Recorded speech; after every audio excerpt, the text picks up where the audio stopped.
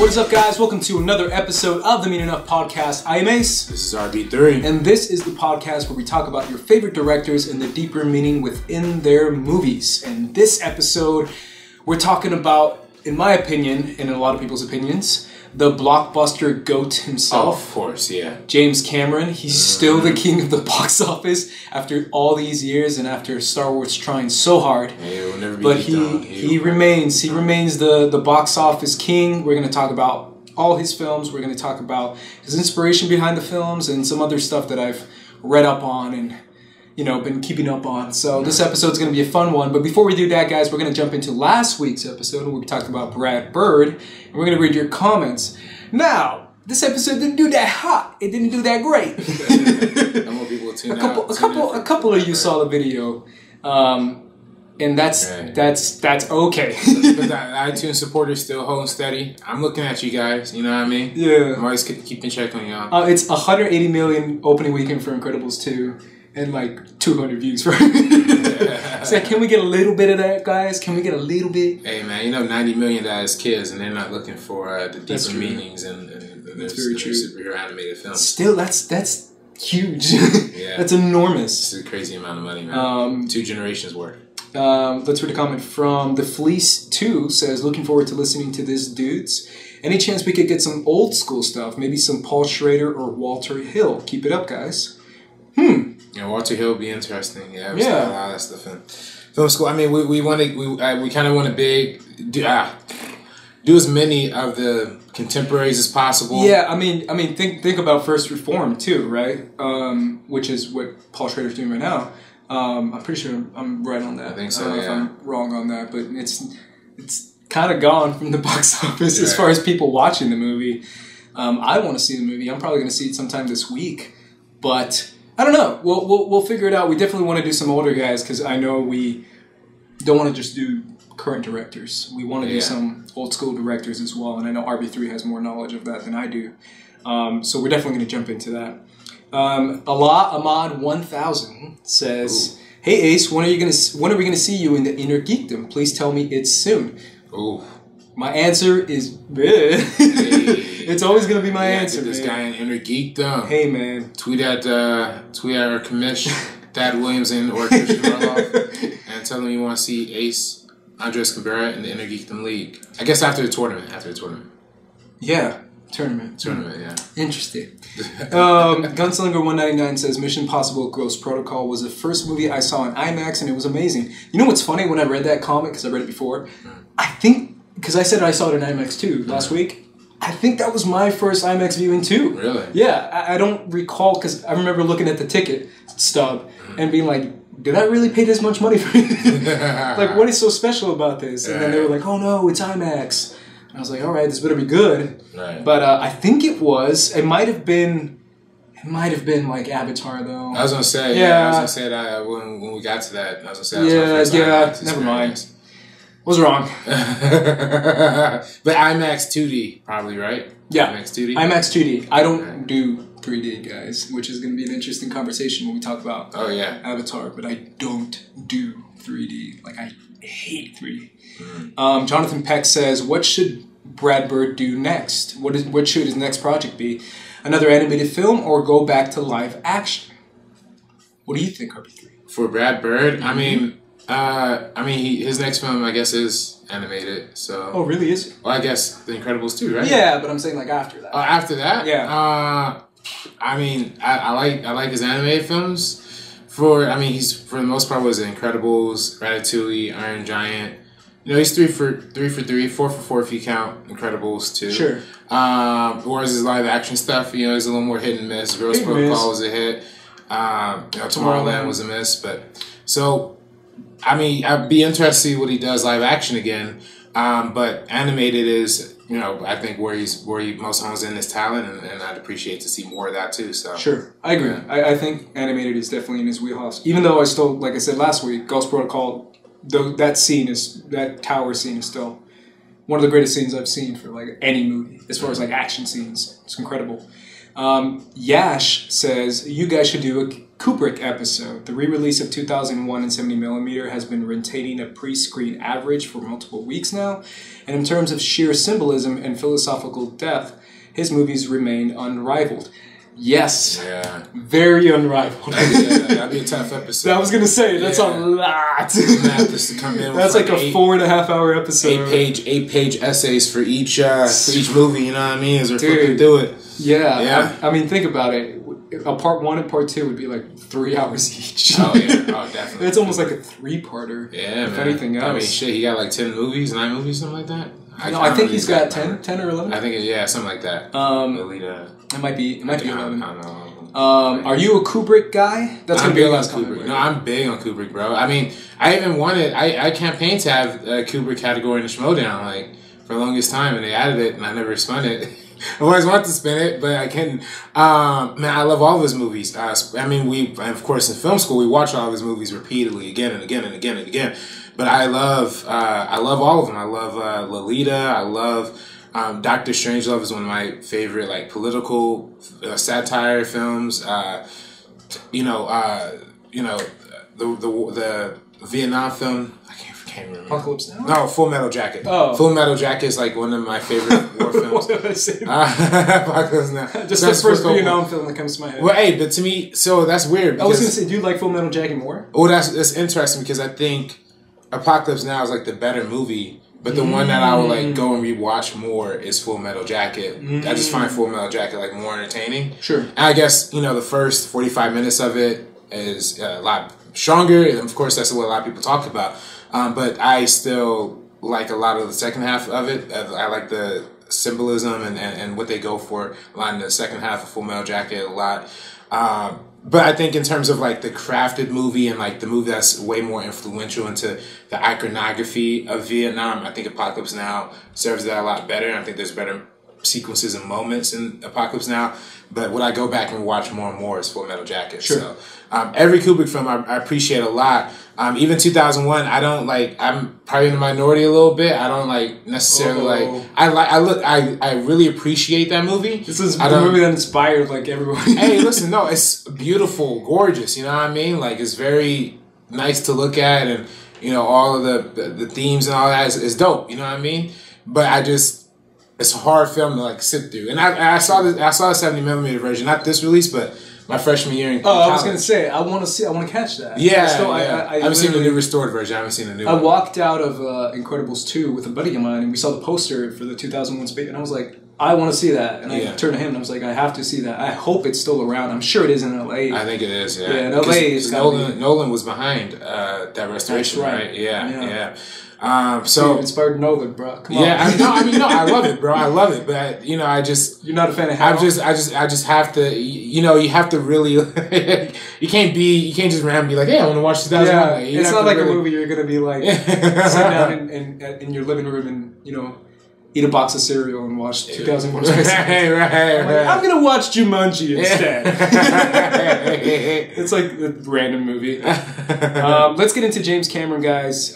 Something I did, and I texted RB3 about it because I freaked out over the weekend, was discover a TV show, apparently, that James Cameron has called The Story of Science Fiction with James Cameron. It's on AMC, and apparently it was on like months back, but I never caught it because I don't have TV. But I found it online, and I just binged all the episodes. Only 6 episodes, you said, right? Yeah, 6 episodes, and he interviews George Lucas, Steven Spielberg, Guillermo del Toro, and Chris Nolan. Oh, and Arnold Schwarzenegger too. But for the directors, those 5 guys who were like, pretty much goats. And he's pretty much just gushing about sci-fi and what is the inspiration. Like a lot of talk about 2001, a lot of talk about H.G. Wells, a lot of talk about all these books that inspired science fiction directors back in the 30s, back in the 40s when they were making these movies. It's incredibly interesting. It's basically a giant meaning of, but meaning of sci-fi. Yeah, and they actually get to talk to the people that they're inspired by. It's great, and it's funny. What's funny too is it has has your homegirl in it too, and she's in it a lot. Amy Nicholson. Oh really? Yeah. Oh nice. She's in it a lot. Like she always gets the sound bites and stuff, and she's talking about because she's like interviewing them or no, she's like doing a in-person camera interview, like a camera interview. Okay. Because she's like the movie critic / expert, and then they give a shout out to the Canon. But there's a few critics on there, like the TV Line critics on there, the BBC guys on there, and my homegirl, the girl I talked about back in episodes past, Alyssa Wilkinson from Vox. She makes an appearance as well. Who I always told you guys that I cater towards her written reviews because we talked about what reviewers we like. I like her quite a bit, right. And she's in it too. She makes like a small appearance, not as much as Amy. But it's incredibly interesting. I highly recommend it. And it's basically kind of getting inside James Cameron's passion for sci-fi. Like unabashed, untethered, unstoppable passion that he has. That's never going to fade away kind of thing. And he loves it. Like he talks to the directors and it's pretty fascinating. Right. And they're all big personalities too. I mean, think about like George and Steven and Guillermo and Chris Nolan too. So it's very interesting, and that's kind of that's my research for the week. But it's cool because you also get to see his interests and what he was into, and the kind of films that he wanted to make. Because in a way, except for maybe Titanic, all his films are kind of sci-fi films. Oh yeah, definitely. Yeah. And I think that's where his focus has always been as a director. Even something as Titanic just being like this romantic drama, it still has kind of a blockbustery ending to it. So, sure. It kind of all makes sense. That's the through line that inspires them. Speaking of blockbuster, I was going to ask you what I did last time is what is your first experience with Mr. Jimmy Cameron? Jimmy Cameron? Mr. James Cameron. Well, I can't tell you my first experience because I might not necessarily be remembering it because my grandma used to love like the movies like Kill Bill, she would love something like Terminator or Terminator 2 or Alien. Really? So yeah, it's That's weird. Crazy. She's into weird shit, but not weird shit, but dope shit. Yeah. But so I probably watched that a lot younger, so I wasn't like too familiar if this is a James Cameron movie. But I always talk about my first the movie that inspired me to go into filmmaking is the Avatar 2009 when it came out. So that was the first time I saw a movie. It's like, oh, this is James Cameron. This is what this guy does. And then, and through discovering it that way, then I started going back and looking at some of his and even Titanic too. Even though Titanic was probably something my mom watched like a lot in the house when I was younger, so I don't necessarily remember that. Watching that as a kid, be like, oh, it's a James Cameron movie. But watching Avatar for the first time was like, oh, this is a director who has this consistent through line of science fiction throughout his filmography. Let me go back and retrack all of his stuff, and that's when I really became a huge fan and admired his work a lot more. Yeah, that's very interesting, and I want to get into a different conversation that I haven't done on previous episodes. After I told you my first, which is obviously Titanic, that movie was everywhere, and I'm a kid from the 90s too, so I remember that stuff blew up. And I remember the VHS tape, which was I think it was 3 VHSs because the movie was so long, or 2. It might have been 2. And I just remember my mom, like you said, my mom is the one who catered towards Titanic the most. Right. And she really enjoyed the movie. And that was kind of Leo DiCaprio's, big come up. And that was the biggest movie ever of all time. Right. Which it still kind of is. Yeah. And, because Avatar had a little bit of benefit through the 3D, in my opinion. I mean, everyone's opinion too. But I want to get into a conversation differently now. I just kind of feel like doing this just because you brought it up. On a personal take, especially now in 2018 that we're living in right now, because you have a personal connection to James Cameron, and I kind of do too. I want to hear what's your personal view of the guy? Because for me, I think he's a legend, a goat, a genius, someone who is very inspirational when it comes to filmmaking. But a lot of people right now are jumping off the James Cameron train. I don't know if you've noticed that, especially when it comes to him bashing other movies or trying. Well, that's the biggest problem I feel like with him. He just got to stop talking. Talking. Yeah, he loves talking. I mean, he loves going on interviews and trashing shit. Dude, and it's he loves you gotta, yeah. So I thought. What's your personal view? I think he's a genius, and I think he deserves to be the genius that he's so rightfully acclaimed as. And I think that. we should acknowledge the vast influence that his films have throughout the history of cinema.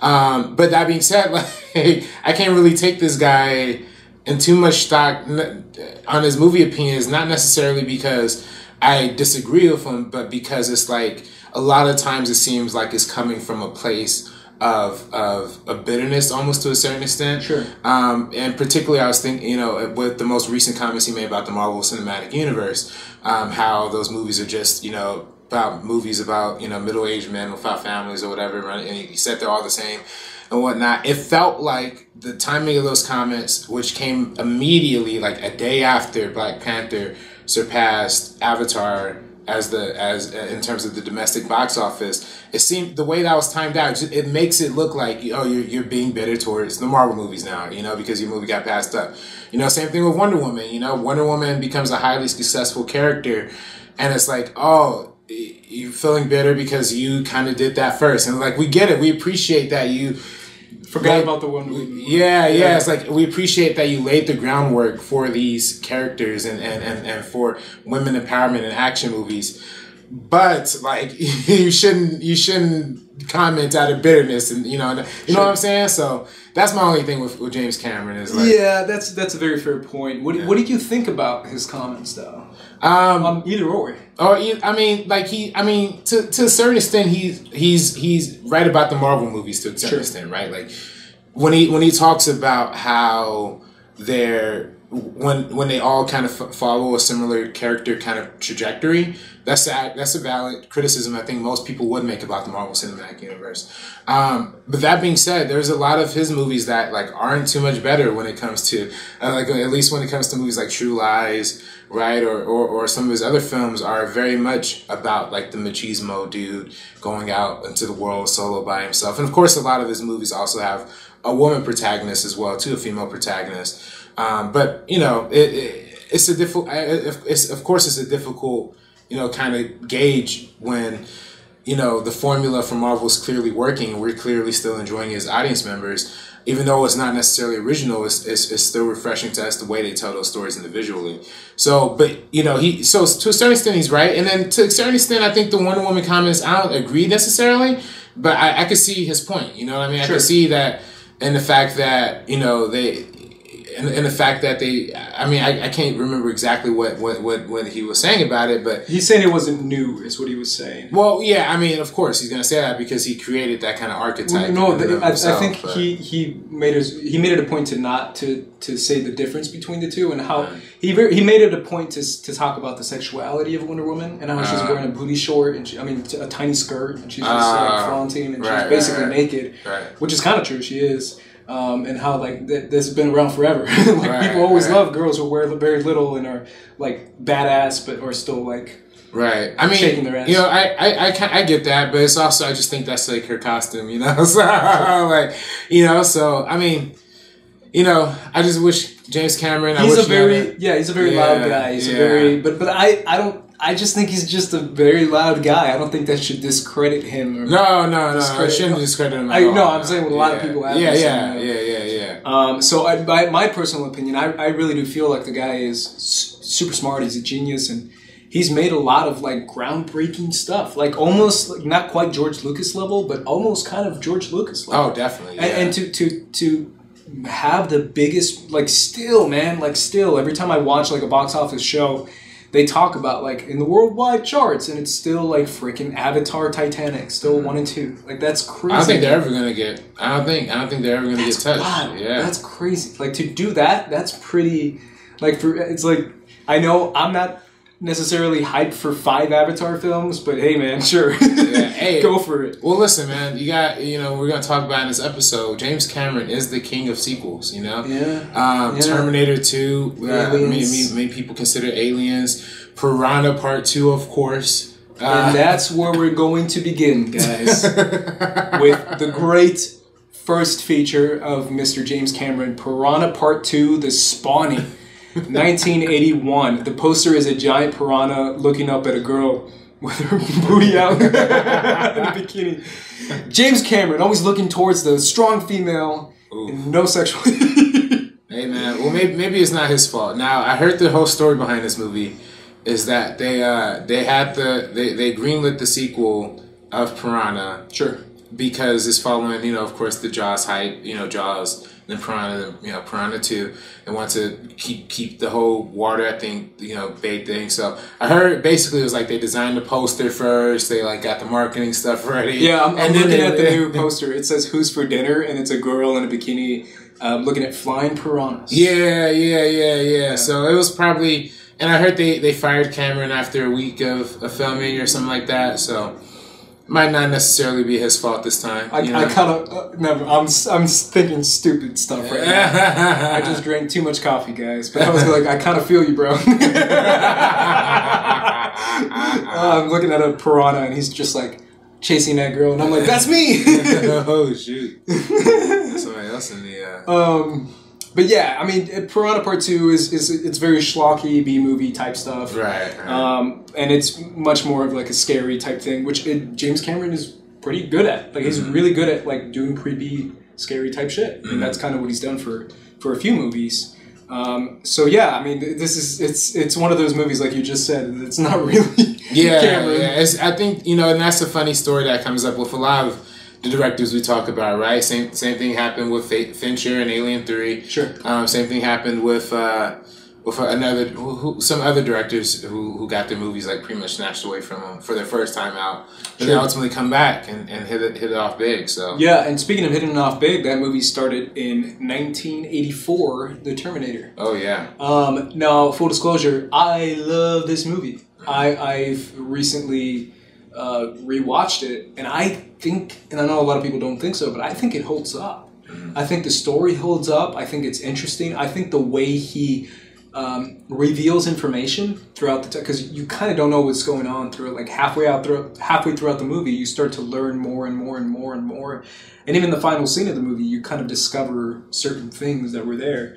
I think it's incredible storytelling, and I mean, obviously cutting edge technology as well when it comes to the creation of the Terminator, and just the idea itself of like time travel. It's like, and he talked about it in his you know, science fiction show, but the idea of like traveling through time and the concepts of like changing the future, changing the past, who inspired who was there first. Those kind of, I love time travel, so I'm kind of partial towards it, and I know a lot of people hate time travel, but I love time travel. So I think it's very interesting, and it's also a question on AI, right? Right. And it's a question on what's coming up with AI and how, if we kind of take our hands off the wheel and try to make our lives easier with AI, it could eventually turn into something negative, which is Skynet. Killer monsters. Yeah, no, I love the first Terminator movie, and this is what you really consider James Cameron's like true debut to be. It's very independent, very low budget, but very expressive in the way that it's a science fiction tale that takes place in like this grisly real world environment. This kind of cyberpunk, and you know, this really did influence an entire generation of cyberpunk going forward, because of course the sci-fi punk kind of genre was beginning to emerge in the 70s, early 80s, but this movie kind of put that to the forefront, to the mainstream, and really broke out the whole time travel bubble. This came out before Back to the Future, so this in combination with Back to the Future, which Robert Zemeckis was doing, kind of brought a new life to the time travel genre as well. Whereas Back to the Future approaches it through a comedic effect, this one approaches it through almost, I feel like, a horror movie effect, right? Like the horrors of technology, the horrors of science fiction. I think that's something that James Cameron contemplates a lot throughout his filmography, right? How the advancement of technology could come to our behest, to our downfall, and how our reliability on technology instead of like the real world, instead of the environment, you know, is what can end to our demise. So I think that's very prominent in this movie. Yeah, absolutely. I watched the behind the scenes for it, the making of the Terminator. It's very interesting because obviously these people don't know, you know, the actors don't know what's going to become of this movie, right? But they're still very confident. There was specifically Michael Biehn was.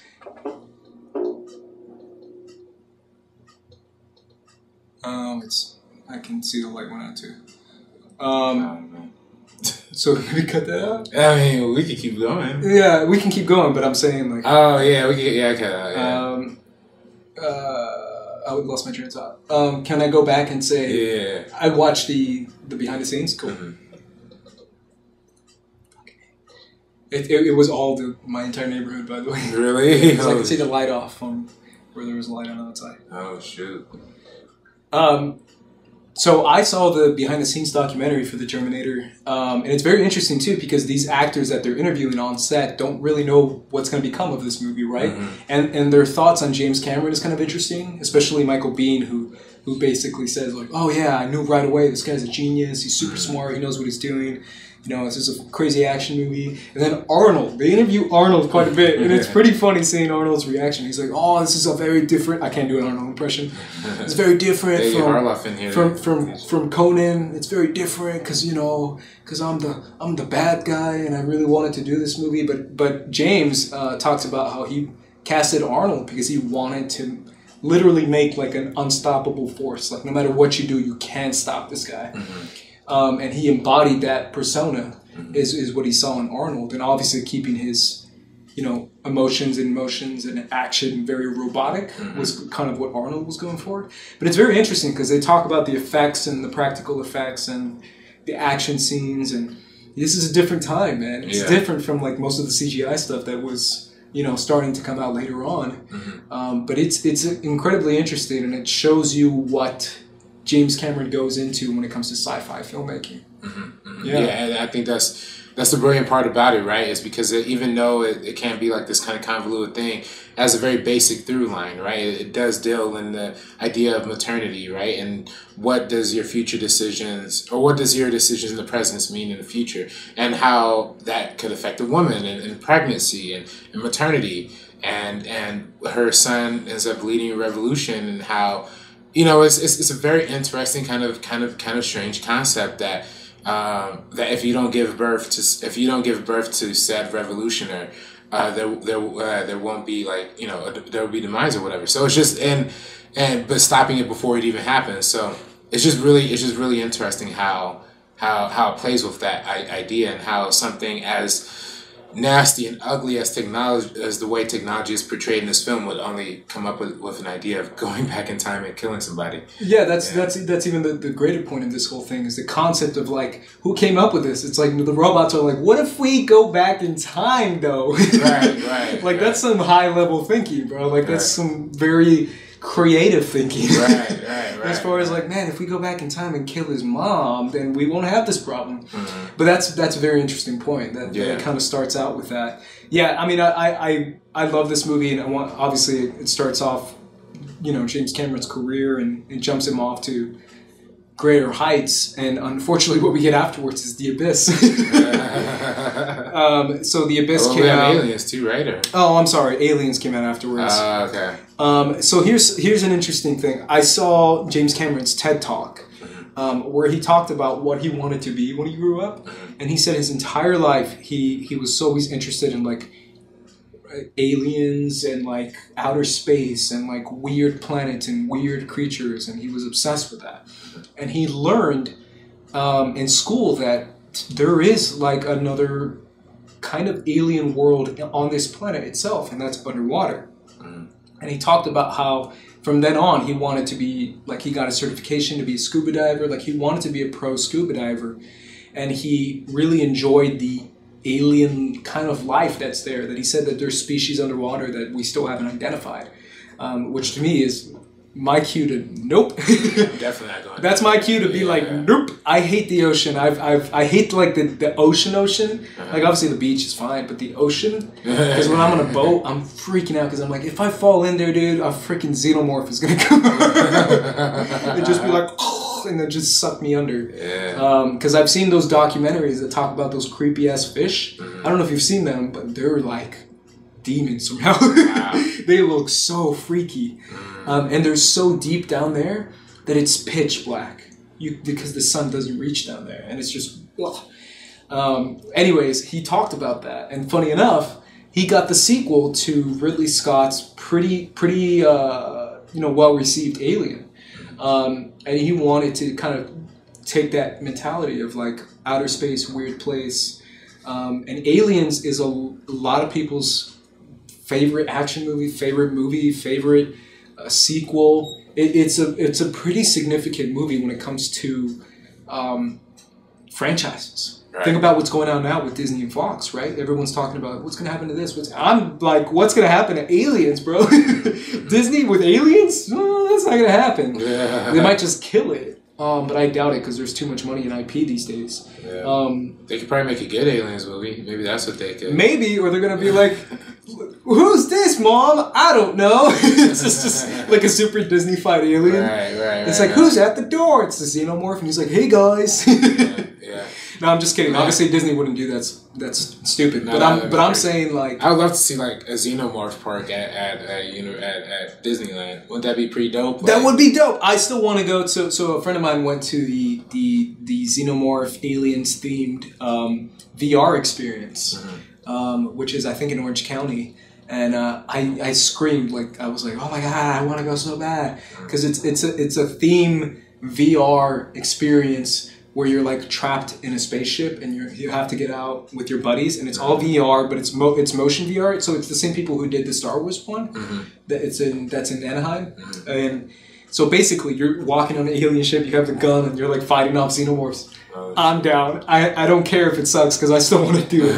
But yeah, the idea of like a xenomorph theme thing or a xenomorph thing. I still remember when I went to Halloween Horror Nights.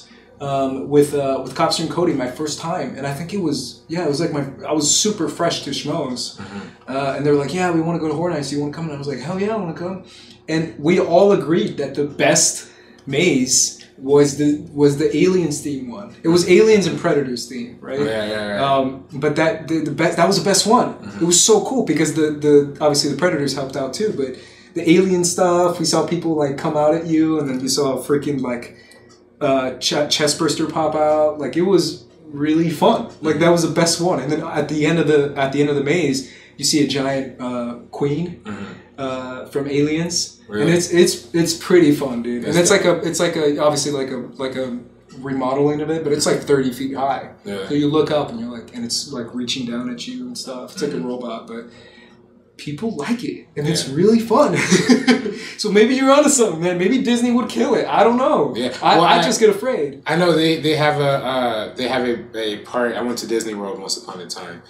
One time. I've never been. Yeah, it was dope. So they have like this one ride that like takes you through a bunch of different movies, like the history of movies or whatever, and like, but it's just like a ride, like a boat ride or something. I don't know. It was or a car ride. Why I say boat? But it was like they take you through Indiana Jones and they take you through aliens, and it's like all these like weird xenomorphs. Like, it's like one of those cave. It's like what's that joint? It's a Small World. It's like that, but like with like not as annoying and bigger. And with like all the like, you just go through the different worlds of each movie, like as you ride through the thing.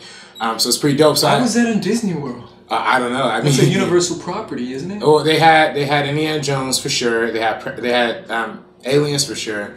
They had a Fast and Furious show, if I'm not mistaken. And it was like different. It was all different. This different. Was Disney World? I think. Or maybe it wasn't. No, it wasn't Fast and Furious. Sorry, it was another Indiana Jones like stunt show. But it was like they had all these different like.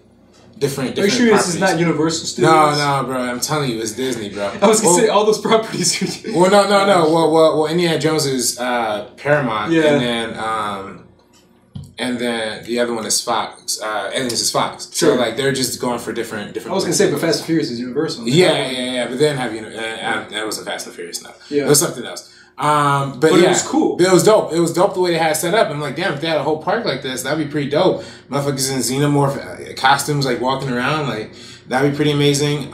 People like it, man. I mean, what obviously I've seen a lot of behind the scenes because Aliens is one of my favorite franchises. Is the Alien franchise. Like my brother and I, my dad loves it too. He's the one who got me up on it.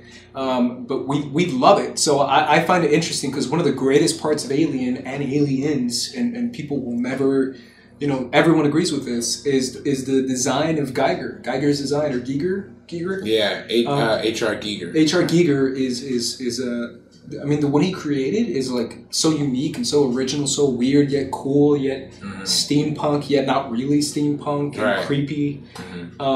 And that's the design of the xenomorph, too. People love that design. It's one of the best designs in all of Hollywood, in my opinion, when it comes to creature effects. So yeah, I mean, yeah, and then I know Cameron adjusted the design like slightly. He did to make them look more humanistic, which is really fascinating. And he also designed the whole Queen, right? At the end of the film, he was the person, or not him, but Stan Winston was the guy who designed the whole aesthetic of the Queen and everything. Speaking of Queen, this movie definitely has a theme of motherhood. Oh, definitely, yeah. Is that what you take out the biggest from the movie? Yeah, I think that's the biggest part of it because, when you watch the original Alien, and the original Alien is a great horror movie in and of itself. It's kind of almost similar to the Terminator, the first Terminator, but almost in a different kind of way where it revolves around these blue-collar trucker dudes who are like up in space or whatever, like the below the line, not the below the line, but the like mid to like low income, like kind of poverty, kind of blue collar, have to work for their earnings and stuff like that kind of dudes, which is different than what we see in most sci-fi films. They're like these astronauts or these super elaborate dudes. This one is much more rooted in the like breast belt kind of field, with Ridley Scott making the choice of not like identifying characters by like gender or race, but just by casting people in them. So Ripley was written not as a man or a woman, just as a character, and then they cast Sigourney Weaver as it. So it doesn't really have any feminine qualities really in the first one, where I feel like the second one amplifies the femininity to a much higher level. And we speak about motherhood when it comes to the relationship between Ripley and Newt, when you talk about the Queen and rebirth and evolution, because the whole thing with the xenomorph is a metaphor for like birth and death, evolution, and all of these like life, creation, creation and destruction. All of these really impactful themes. Where in the second one that those themes are amplified through the motherhood, the femininity, and all that, and all those kind of things. So I think that was definitely more of a James Cameron's choice, as we see in a lot of his later films. He likes portraying strong women, so he made the choice of making it more female centric, more maternity focused, and stuff like that. Yeah, and I also saw the behind the scenes for this movie, and they kind of talk about, but at the same time, not making her some gun-toting, crazy badass, throwing knives and like shooting people. And right. She's very much just like, I just learned how to shoot in the movie because Michael Bihn's character taught her. I forget his name. In the movie. But it's one of those things where he didn't want to make it like all crazy, like Alice in the Resident Evil movies. Like he didn't want to make it. Obviously, he didn't quote that. Didn't want to make it like a future movie, but like what I'm saying. Like it's a very different, strong female character. It's a strong female character in a grounded type way. Right. Where she's just trying to figure shit out. Where she grows into. Yeah, but she's super smart too. Like she's the smartest one in the crew, but she's not super smart because she's like got Lex Luthor intellect or something. But she's just smart because of what she's been through. Yeah, what she experienced in the last movie. Yeah, she understands that. I think that's the biggest part of it. And I think that amplifying that quality really makes Aliens stand out a lot from Alien. Sure. As well. My question for you though, Ace, I know a lot of people also say that Aliens is very much a metaphor for like Vietnam warfare in terms of like the nature, the technology versus the nature, the natural, the environment. But this kind of almost like a revisionist history where the technology does end up winning out in that war. Do you think that's something that Cameron is saying here? Because when you look at the creation of those characters in the first Alien, is very much supposed to represent an Americana, like the average American blue collar worker. Taking that into the second film, it's like those workers going off to fight against the foreign species on their homeland and their environment. Do you see that comparison? Sure, I can kind of see it, but then again, it's difficult because the xenomorph is such a Prometheus, not Prometheus. Alien Covenant kind of dives into it a little more, but I feel like it's much more of a the fact that they're pure destruction. The fact that they're pure vengeance. It's almost like a fire. It's very, like you said, in a way it is like it's so natural, but at the same time it's so destructive. So you have that reaction to want to destroy it back, basically. So in a way, yes, because of the nature behind it, but in a way, no, because I don't feel like comparing Vietnamese to xenomorphs. Right. No, I'm not saying that. I'm not saying that. I know you're not saying that, but that's kind of what I hesitate towards is because of that. But at the same time, I want to get into the military aspect of it, especially because I just rewatched this movie with my brother, who's never seen it before.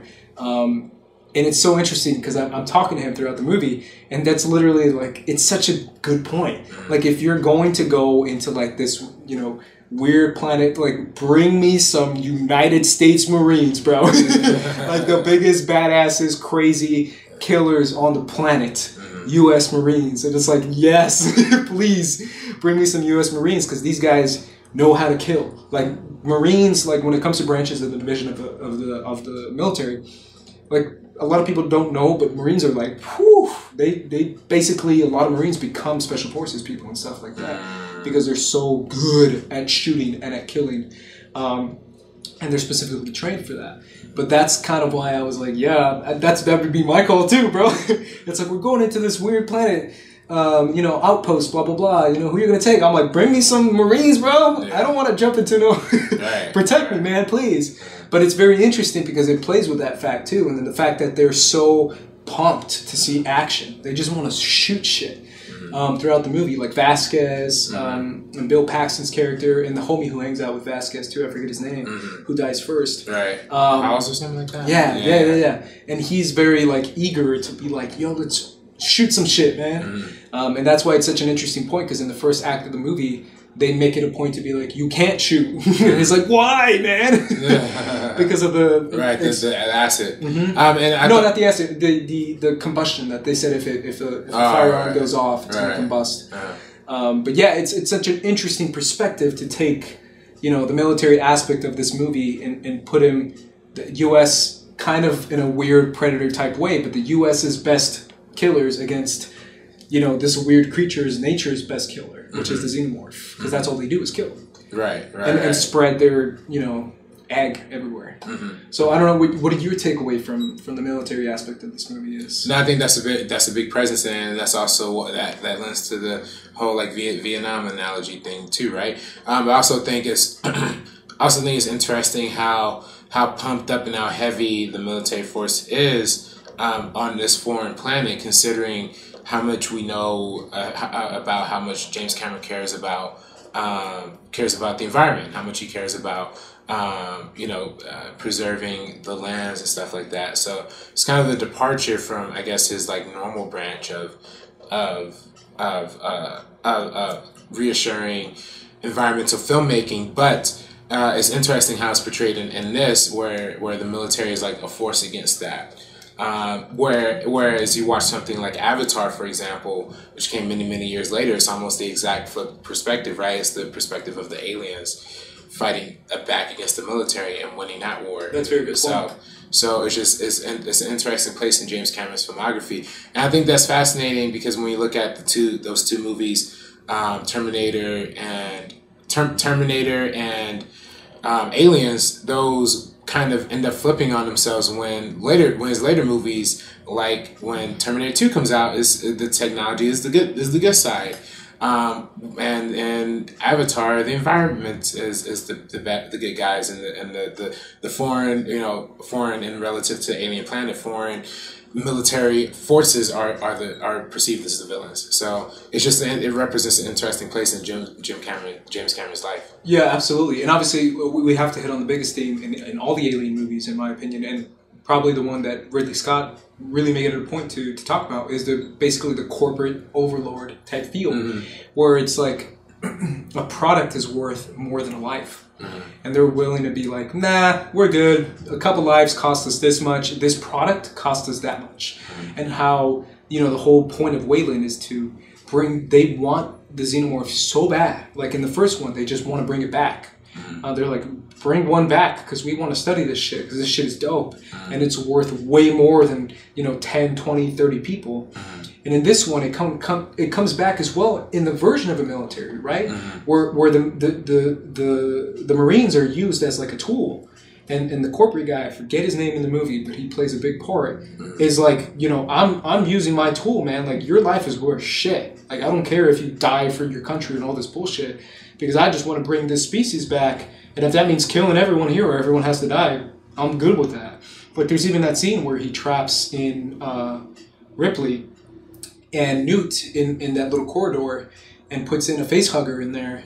And it's just like, hey, you wanted the face hugger to breed inside Ripley so you can bring back a xenomorph. I'm like, that's the most effed up thing ever. And then Ripley has that famous line where she says, like, you know, it's like, I don't know who's worse, you or the people, because you don't see them, you know, wanting to F someone over for a percentage. And I was like, yo, that's such a good point, because it's about the corporate aspect when it comes to life and death situations. Like, the fact that everything nowadays is about money, it's about processing, and sometimes corporations don't care. If you know, we see that with car corporations. We see that with a lot of people that it's like, well, these people are going to die. And they're like, yeah, oh, well, we want this more. And I think that's the biggest part of, you know, looking at this movie in the sense of, you know, the corporate aspect in relation to the military stuff, right? That's something that's very prominent in today's modern, like, politics too, right? Like how corporatized the military-industrial complex is, how much private companies and how much that influences the people who we invade and the weapons that they get paid by the United States government to make for those wars, you know? So it's just a whole circle. And by the way, did you hear about the whole thing with the Space Force? I did. Man, man. I mean, we're gonna see aliens in the real life. I don't know, man. Starship Troopers. To me, that's just another. To me, it's just another way of funding Raytheon and Boeing and all these private corporations to, you know, whatever. But it's just. And it's also another way to militarize random shit. Yeah. Let's militarize the space. It's like, what? We have to burn the space, the empire of the United States. Let's put a military base on the moon. And it's like, why? We have more military bases in throughout the world than most countries combined, you know? Sure. So it's just interesting that we have to now venture into space. Now, what is interesting, though, I do think it's fascinating that at least there's another renewed interest in space research and space and scientific funding to some extent. It does feel like a very corporate, greedy move, which, you know, aligns with what this movie has to say about its own representation of the guns in the military. Because this movie came out in 1986. This is the a lot of people consider it the Ronald Reagan era, right, where guns were cool and we're getting out of the Cold War, but, you know, a lot of people, you know, we're getting a lot of these hyper machismo movies at this time that encourage a lot of gun, a lot of violence, a lot of, like, military stuff. So it's just fascinating that this kind of holds within that little pocket of, oh yeah, let's make shit blow up even though it's aliens. And that's some complaint for a lot of people too, right? Is how the rules of the universe are kind of altered and adjusted in this movie. Like when, you know, in the first movie when aliens had like explodes and the acid hits somebody, that's like a huge burn. Like they're almost dead off of that. Whereas in this movie, somebody shoots an alien and they're just like, you know, or they get like decommissioned off the acid, you know, getting hit with the acid. But it's not like as severe as it is. You know why? Because that man is a United States Marine. Yeah. That's kind of why. Yeah. That's what it comes down to essentially. So no, but yeah, I think that's. And also because they want to keep his character in the movie in order to kill him off later. Right. I think you're talking about Paxton's character, right? Yeah. He's the one who gets it on the arm. Yeah. Yeah, it's very interesting. And it's also, I don't know, man. I got a lot of personal opinions on that kind of stuff because I'm kind of very pro-military or pro-veterans, I guess. I'm more pro-veterans. Pro-veterans is more, I guess, what I'm trying to say. Yeah. So it's interesting how when I see more depictions and when I see more movies, how people will never realize the amount of shit that they put the veterans through, and then kind of be like, just like, oh, whatever, you're just a tool. Like, you're just something we can toss in a trash can and get another one. You're a factory line type shit. So it's very dangerous thinking, and it's the kind of thinking that goes into the United States government too, and not just corporations, the government itself. So it's interesting in this movie, but again, it comes down to like, you're right. It's like, yo, this Marine is gonna kick some ass. Like at the same time, it's that feeling that we get in that feel. Any last word on Aliens? No, it's dope. Is this do you like it better than Alien? I think it's definitely more rewatchable than Alien. Definitely, and I think, is it a better film than Alien? Well, I think Alien is a much better horror movie and a better exercise. Action. I think, it's a better action movie. I also think the first one was a better exercise in like suspense, I guess. But what I probably will say is the greater achievement is probably Aliens, just on the fact that it's one of the only sequels that manages to like wholly expand the universe and still make it successful and awesome. And even, a lot of people consider Aliens better. In terms of like acting wise, plot wise, character development wise. I mean, I think so. The first Alien doesn't really have as much meat in terms of like character. I think this one has a lot more of that. So that's a fair point. Yeah, I mean, I love Alien. I'm very partial towards Ridley Scott, who's like my favorite director probably. But yeah, Aliens is great too. I can't deny it. And obviously, it gave us one of the best. I mean, we talked about it quite a bit, but one of the best female characters ever with Ellen Ripley. And man, did I love me some Sigourney Weaver that like, dude, it's hard for me personally. I'm sorry, guys. It's hard for me to rewatch it and not be like, damn, Sigourney. I'll be like that piranha in that poster. Oh, no.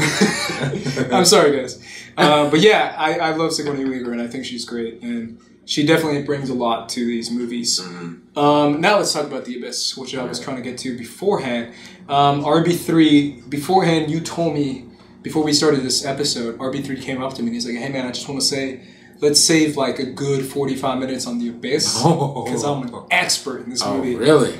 And I was like, RB3, sure man, so here's, I'm going to give you the mic, bro. Everybody, The Abyss is the greatest motion picture ever made of all time.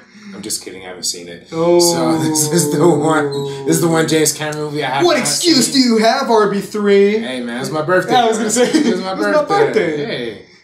Just turned 21, everybody. I was going to do a whole thing. I was going to do a whole thing of like bringing a beer on the show and be like, hey, this is going to be my first sip of alcohol. But I totally realized I drove here, so I'm not trying to catch a DUI on my first. But one day, people, when I don't drive here, I will take a sip or two. Okay. Yeah. We're gonna do that. By the way, I mean, this is also totally off topic, but I'm finally wearing the shirt that's in the thumbnail. I know a lot of people say I never actually worn the shirt itself. Is that really comments you get? Like one person, like a long time ago, when we still have viewers, you know what I mean? But like, it's just funny. I'm wearing the shirt again. I don't know if that one viewer is still out there. Man, I didn't even see Tony Wanger in the comments last week. Yeah, man, we're losing it, man. We're losing it. Man. We're losing it to other podcasts. Damn you, Wangers! Yeah, Wangers and critically acclaimed, Schmodown Rundown. Yeah, I guess. Either way, I mean, where's those after show guys been, man? I haven't seen them in a long time. I have no idea. I mean, they're on a different network now. Yeah. They don't even post on the channel anymore. Yeah, I don't know anything about that. Definitely. That's all you, man. That's all you, bro. Yeah, I know. They're probably like, we're gonna pay these guys. Yeah. Let's give these guys jobs, and we're like, bruh. We've been there for years, though. We should. You know what we should do, bro? We gotta start a beef with Ryan Snelling and Jay Williams, so we can actually get people's attention. Yeah. So Ryan Snelling, Jay Williams, if you're listening. If somebody take out this clip and send it to him.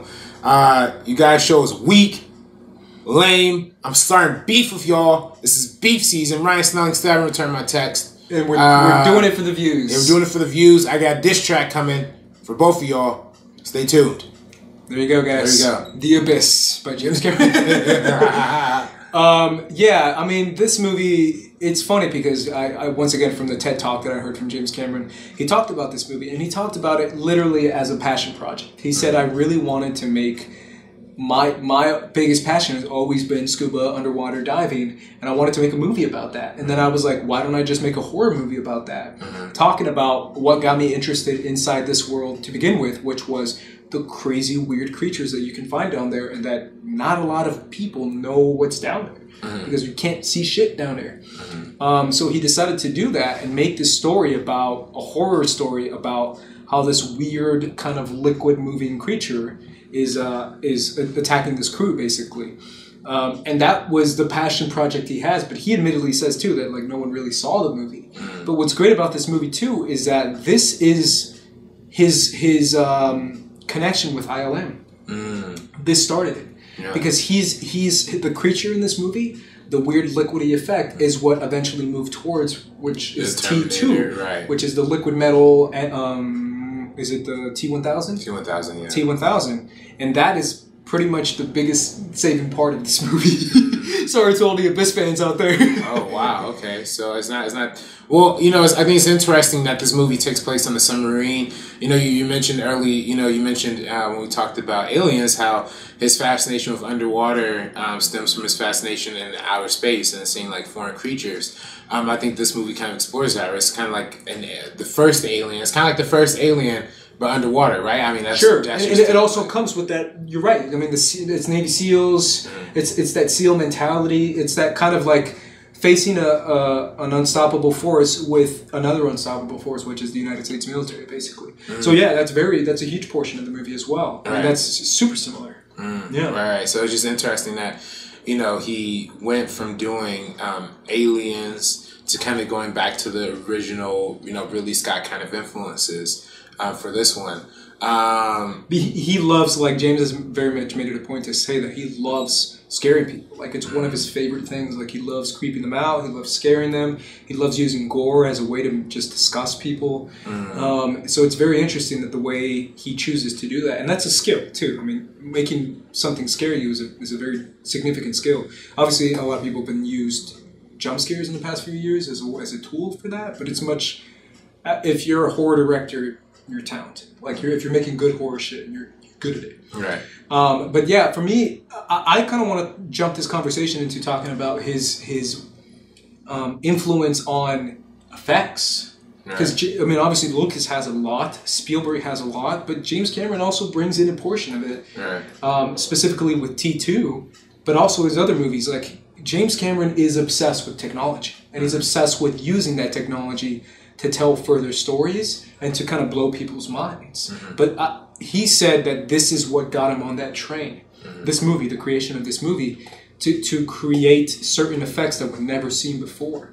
What do you feel like his influence is on what we're seeing now in 2018? I mean, we still see a lot of what James Cameron started. I mean, absolutely. I mean, we talk about the liquid effects, like of course, you talk about Terminator 2 being the one that kind of brought that more into the mainstream.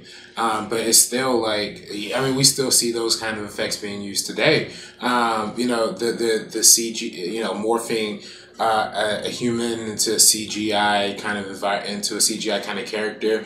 That was kind of revolutionary for his time as well. And we see a lot of those kinds of things done in X-Men movies, for example, right, with Mystique. So definitely he has influence on that front. Because he was so gun-hold on making sure that the technology worked to suit his vision. I feel like a lot of directors don't have that opportunity to do that. A lot of directors don't have the budget or the fight to like make kind of encourage this push of visual effects. But he managed to do it in such a cool and interesting way. I mean, when you really watch Terminator 2, that liquid metal effect only really happens a few times, but it's used very efficiently, you know what I mean, and it's very concise, and there's a very clear vision of what they're going to do on set and how they transported that onto the digital platforms. And then of course when we talk about his later films, particularly something like Avatar, I mean that's the biggest like breakthrough in technology when it comes to like the motion capture, the performance capture technology, 3D. the 3D, the CGI environments. Yeah, so all of that plays a big influence into what he does. In his movies, and he's passionate about it. Yeah, absolutely. And I love that he keeps tinkering with technology and making things slightly better and easier and more accessible, but also making things, adding another layer to the cinematic experience and making it further distinct from any other form or media out there. So. Absolutely, and it's crazy because it's one of those things too that a lot of directors nowadays, a lot of filmmakers want to kind of regress. I wouldn't call it regress, but kind of go back to the good old days, go back to the classic film type, and use like more practical effects and more practical things in film, and give it a more timeless 70s 80s vibe. And directors like Lucas, directors like Cameron kind of want to go as far as you can and push technology as far as you can in the digital platform too. So it's interesting to see how digital has gotten such a negative response. And in a way it's earned because a lot of stuff was too digital. But in a way it's like, man, we just saw the most CGI movie ever with Avengers Infinity War. Yeah.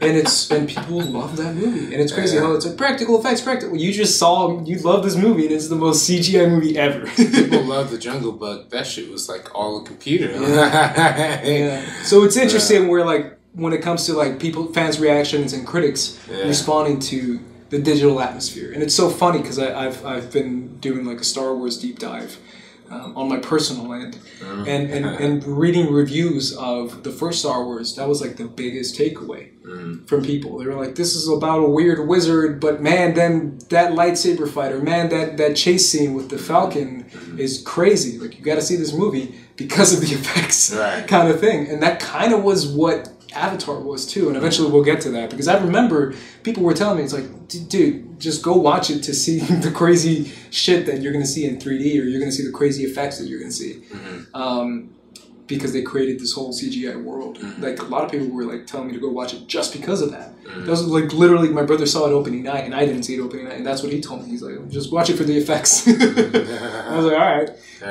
but yeah, that leads into our conversation from Terminator 2.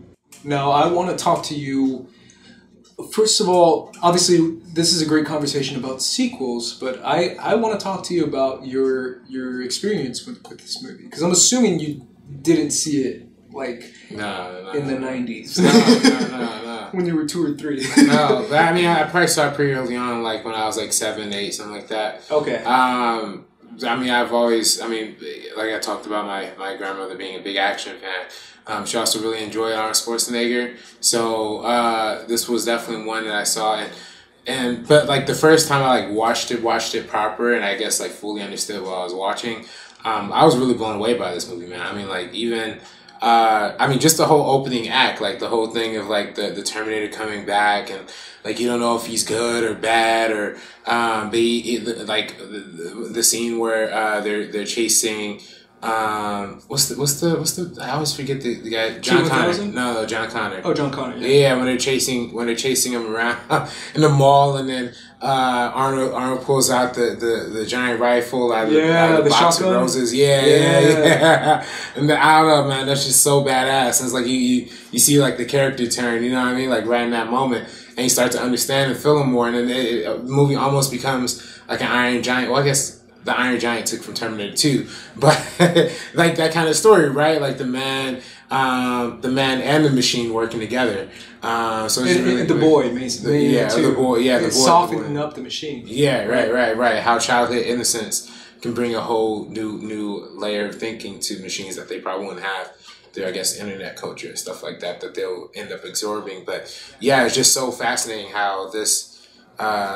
How we see a character change and development through an not animatronic actor, but like an animated, character through something like the T800. It's the T800, right? Yeah. Right. Yeah. So it's just super dope. And especially following the original, right? Mm-hmm. I mean, to me, that's like you just said about Aliens.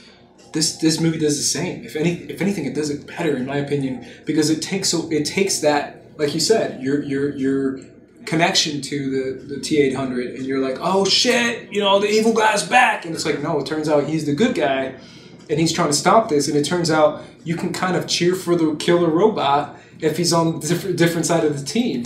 Right. So it's following up the original and the ideas and the feelings that the original gave you, and kind of making you turn it on its head and make you feel different things too. So it's very interested in that effect too. Obviously, I'm going to talk a lot about the T-1000 in this movie because previously I said Titanic was my first experience. I misspoke. It's T2, and as a kid, this movie, as a child, watching this movie, my biggest takeaway was the T-1000. I thought that was the coolest thing ever. Liquid metal. I would call him Liquid Metal Man all the time. And it's one of those things where how do you destroy a machine that can just reconstruct itself in a liquid phase? Like, you can't shoot it. It can shapeshift. It can take form.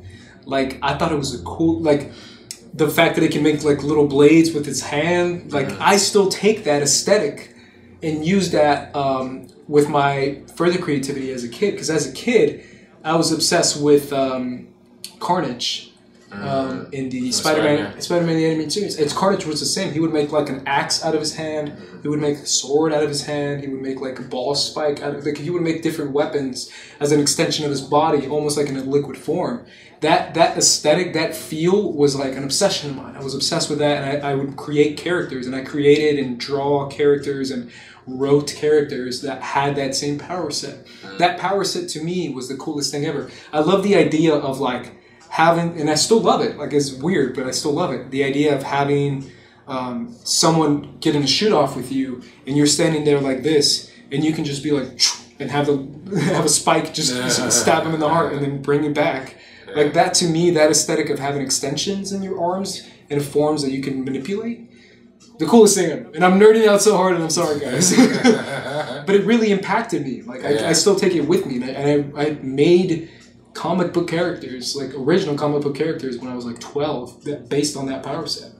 That's how much I loved it. right. I mean, it's different. It's definitely a new thing, a new layer to bring to that. And I think it's also, I mean, commentary on the evolution of technology, right? How the newer technology is a lot more sleeker, a lot more has a lot more fluidity, and has more features that can also, again, come to the behest of our society. Like, but also be used as a weapon. Used as weapons too, and as a defense tool against people trying to destroy that too. Right. It's like, oh no, I found a way. I evolved so much in a way that not only do I know a better way to kill you, I know a better way to defend myself from you killing me.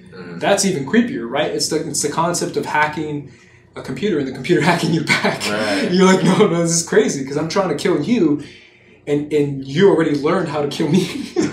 So that is an interesting portion itself too. Yeah. I also think it's fascinating that this movie kind of avoids the usage of guns and killing and those kinds of ways, in terms of kind of walks back what the original Terminator did in terms of being like this hyper violent thing. This one's much more of like, hey, violence is not cool, man. Don't use violence. And that's like the rule that John Connor gives him. Yeah. Right. No killing. No killing. Yeah, right from the beginning. So it's a lot less bloodshed in this one than is compared to the first one, but it's a lot more of a struggle of survival, right? It's a much stronger survival story, and that's where you see Linda Hamilton's character Sarah Connor come into the play, right? She's been locked up for a super long time, declared mentally insane because she claims to have seen robots from the future, which actually happened to her, but tell it to anybody else, you're gonna sound crazy, right? So it's just fascinating commentary on how that kind of prison system, or that kind of institutionalization kind of breaks her down and makes her become this like hyper strong and masculine kind of woman and mother who's just trying to survive and see her son. So yeah, it comes back to motherhood, man. It's almost like James Cameron has a thing for it. I don't know. I mean, we see that in Avatar too. It's definitely one of those things that he what can turn a woman, a mild-mannered, soft-spoken, regular, waitress, into a robot-killing machine that Sarah Connor turns into. It's one of those questions that it's like, well, if it's inspiration or if it's determination to protect your son, then she's going to do whatever it takes, even turn into a weapon herself. So it's a very interesting point when it comes to that too. And it's also like the use of children too, which is always interesting because it's a hit or miss kind of thing. But you use the child to spark the innocence, but also make the audience respond so much more to the tension, because you just don't want the kid to die. Obviously, first of all, because he's John Connor, and second of all, because he's a kid. Because you feel bad. So when he's obviously being chased the whole movie, because it's a chase movie, essentially, it's one of those things where you're like, you cheer even harder, because you're not just cheering for, one robot to escape another. You're cheering for that robot to protect. It's the concept of being reprogrammed to not kill but protect, which is very interesting too. And it also comes back to the parentage, because it essentially becomes parents for John Connor is the T-800. He becomes a parent because a parent's first job with a child is to protect the child. Absolutely, and that's kind of the development that we see throughout this movie for Sarah Connor and of herself, right? Because not being able to interact with her own son, like, kind of leaves this level of detachment for both him and her. Like for John Connor, he feels betrayed and left behind throughout the beginning of the entire movie. He's rebellious. He's running away from his adopted parents, and he's just responding negatively to everything. But as he starts to build a maternal relationship with Sarah Connor, she starts to understand. He starts to understand what she is going through, and build up that love and appreciation the same way that he's building a love and appreciation for the T-800 itself. Not necessarily as a father figure, but as that male role model in his life, which is weird because he's being raised by a robot essentially. at least in this section of time in this movie, he befriends a robot, I should say, at least. But it's just fascinating that becomes like his almost new kind of adoptive family. Not new adoptive family. I mean, that's his biological mother, but after his adoptive parents are killed, he has his original family, which is almost another fascinating, metaphor in and of itself, where the first movie had the human come back and save the world. The second one had the robot, the older generation robot. How John Connor and the Michael Biehn character in the first movie, I can't remember his name either. Kyle Reese. How Kyle Reese kind of fills in, how the Terminator kind of fills in the role for Kyle Reese in this one, so it's cool. Yeah, it goes both ways, right? Yeah. Because Kyle Reese is his actual dad, right? And he came back in time, but now someone who came back in time is representing his dad. Right. I think the biggest thing from this movie too is this actor is like everywhere, but the science aspect of this movie is super interesting. Oh, right. The doctor, yeah. The actions of the first Terminator led to the destruction of what he was initially, going for. Right. So it's one of those things where going back in time actually sparked the destruction of the world. Right. Because of the technology and the use of that technology and learning from future technology and how future technology inspired current technology, which is actually a funny little theory that a lot of people have when it comes to the pyramids and shit like that, where it's like, how did we get that kind of technology in this era? It must be, future aliens or some shit. Right. There's a lot of conspiracy theories about that. It's a fun little thing when it comes to technology of the time being so superior to anything we've ever seen. It must be someone from the future went to the past and gave it to us. And I think that's funny in the sense that we it's that whole cause and effect theory, and when it comes to time travel, right? How like the time travel paradox, where you go back, causing an event in the past, leading to events in the future that influence the events in the past, right? It's like a nonstop. What came first, the chicken or the egg? Yeah. So that's an interesting kind of question that's brought up here, and the consequences of the doctor. I can never forget the doctor's name. Miles Dyson.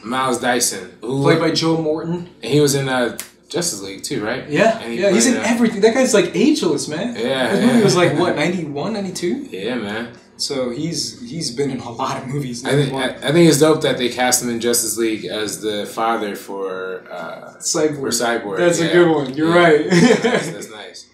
But yeah, no, absolutely. So yeah, they used that whole paradox as the kind of baseline for this movie, and ultimately resulting in what the later films will ultimately come to. And it's also a question as far as like, is time written kind of thing, right? Where it's like the T-800, Arnold's character wants to kill him because of the actions he commits, he's going to commit, and not the actions he's committed already in his life. Comes back to the whole, Minority Report type thing, where it's like a crime I haven't committed yet, and being judged for that, or a potential crime that I can possibly do. So it's interesting as far as like changing a future which you feel like it's determined, but it's not determined, kind of thing. Which is the big theme in obviously all the Terminator movies. Is the apocalypse inevitable? Is Skynet going to take over the world regardless of the actions we take now? Mr. RB3. I mean, but it's a bigger philosophical question, right? Because we're looking at stuff like the environment right now, and we're determining it's like, well, if we take action, it's like a lot of scientists say it's regardless of any actions we take. Or when it comes to the government right now, when it comes to, you see what I'm saying? Like every decision we make now can affect the future, or maybe it won't affect the future. Maybe the future is inevitable. I mean, that's a compelling point. I mean, it just depends on like the what you choose to believe, right? If you think that, if you believe in destiny, if you believe that things are going to happen no matter which way our actions take us, or you're going to... But wouldn't that create apathy, though? Do you think that creates apathy within society? The fact that we're like, if we kind of give up on our future kids and generations from now, because they're not born yet. That's a lot of, especially Americans, but that's a lot of people who were like, what kids? I'm just living for me. And that's the mentality of like, what about the future kids? What about your future generations, kind of thing? Well, the apathy that it creates. Well, that's a big part of it too. But then there's also the people who believe in personal choice too, right? Who believe that personal choice is like what your choices are influence your future instead of like your future already being written. I mean, that's kind of the whole argument there too, right? So, I guess it just really depends on what side of the fence. What about I'm talking about philosophical stuff now, but whatever. What about the concept of science? What about the concept of intelligence? What about the people who choose to ignore something that's scientifically accepted? And there's a lot of people. A lot of politicians that are denying like actual science. But I feel like those politicians, this is my opinion, are denying it because they know that their supporters deny it. That's why. I don't think it's their supporters. I think it's their money. So their money supporters. Okay. The big oil is in particular is something that's like, hey, if you shut up about doing this green energy stuff, we'll give you a little more money on the back end, because that's how their business is going to sustain, right? If all of the technology and all of our environmental work started implementing regulations to these oil companies, that's going to cost them money. That's going to cost them staff, supply, all that kind of stuff. If we started developing technology in terms of green technology, in terms of solar panels, windmills, and all these alternative forms of energy, then of course the oil companies are gonna be out of luck, because a lot of people are gonna see that their energy bills are getting a lot lower, and they can start converting to like electric vehicles, which is gonna totally kill gasoline. So stuff like that, I think, is the biggest reason why a lot of politicians are just turning the other way. But I feel like a lot of common people don't understand the science either, because they're not being educated enough for it, and that's where I think that's why, because it's not up for debate. Like, it's not like global warming is real. 97% of certified, I think it was something like 94 to 97% of certifiable scientists, have peer reviewed each other's work when it comes to this climate change issue, and all of them pretty much agree. Like, and the ones that don't agree are usually the ones who are funded and researched by the big oil corporations. So I was literally about to say that when it comes down to education, right? I think education to me is the most important thing that a society can have, because education can lead to informed decisions, which I feel like sometimes they don't have. They make decisions, but they're misinformed, right, or they're mistaken, and that can bring danger into society. I feel like that's what's going on now, personally. But at the same time, if I'm playing the devil's advocate, I can say to you, that's a fair point, but what about the jobs you're going to cost the people who work at these oil companies? What about the jobs you're going to cost us right now in order to stop something that is a potential future for other people's jobs, right? Well, yeah. And also I can counter that by saying it may be happening, but the big debate now going on, I feel personally, is not necessarily is it real, is can humanity do anything about it, kind of thing. Well, should we spend billions of dollars doing all this stuff for, like, goes back to the Terminator conversation for anyone who tuned out, to stop a future that's inevitable? You see what I'm saying? Right. I mean, I mean, humans have to be held accountable for our actions that we're committing on this planet, right? I mean, this is, it's not just a thing that's just happening, randomly. When you look throughout, the Earth has existed through billions of years. Why are we reaching this point of losing what the planet is? Just in this short period of time that humans have been existent, not even that maybe a few thousand years, like 10,000, 20,000 years or whatever that humans have existed on this earth, as compared to the billions and billions of years this earth has existed previously. The factor here is humans, and the factor is that we are destroying the planet, and that we have to look at the ways that we could fix it. And when you talk about those jobs, the jobs are important. I feel like that's why we have to start converting to clean energy jobs, right? Because and I think you're going to create more jobs and higher paying jobs and more, jobs that require more education, to fill in those roles, which is good because, for one, it boosts green energy, it boosts, clean environmental stuff. It also boosts, like I said, education, right? If companies started apprenticeship programs for people coming in and working for these places, that it'll lead to a lot more. It'll lead to a lot more work, and there, we shut down an oil plant and have solar plants throughout, solar or hydrogen or windmills. You definitely create a lot more spread out jobs that way. So yeah, obviously it's a whole different conversation as well. But I also feel like this movie brings up the conversation of technology, right? And it also brings up the conversation of responsibility, generational responsibility, where it's like, what does a generation choose to do with a certain technology that is just taking off, right? And obviously that comes from Dr. Dyson in this movie. When it comes to the certain technology that's being developed. It's very interesting, and I know I'm going to bring up another real world thing, but I feel like it connects. What's funny? I saw a report, I think about a month ago, talking about China. Like, I don't know if you know this, but China is currently developing a technology that can literally have cameras everywhere, and cameras that so the big example that the report used was China has a huge problem with jaywalking, and jaywalking is illegal.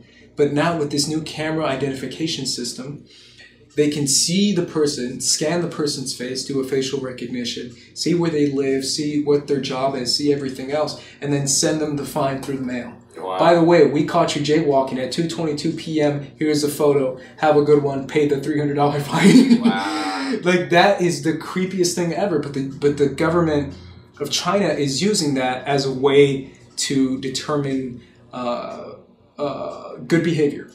So this report was very funny because I forget what outlet covered it, but an outlet covered it and said, are we going to live in a Black Mirror world where apparently if you keep doing that and if you keep breaking the law, you get a score, and your score starts to get lower and lower. Yeah, I heard about the score thing. Yeah, that it goes with that. So it goes where, like, you commit a crime, you toss trash not in the trash can, you do something that can mess up your score, and that score-based system is going to determine certain things that you're allowed to use: the train, the bus, basic human things. The airports, stuff that you want to use in order to live your life, you're going to be getting, if you have a low enough score, you're going to be determined that. Funny enough, the biggest company in China that's doing it, you know what their name is? What's that? Skynet. Oh, really? Oh, wow. Okay. And it's so funny because they said, oh yeah, we chose that name because we thought it was going to be funny and cool because we're going to be the positive version of Skynet. And I'm like, bro, you ain't no positive version. You're definitely implementing what Skynet wants. But if China is very different than the United States because it has a different type of government, but at the same time, I can see that happening in maybe 50, 40 years or something. I can, maybe 50 years, I'll put it. But it's one of those things where a movie by James Cameron can inspire a company to take that idea and say, like, it looked bad in the movie, but we can make it good though, right? Still make it equally shitty. Yeah. So it's an interesting point of as far as how technology, we have the technology to facially recognize these people and to track everyone and to make companies require them. If you're going to work here, you have to sign up with the system or something like that, right? That can be the way to do it.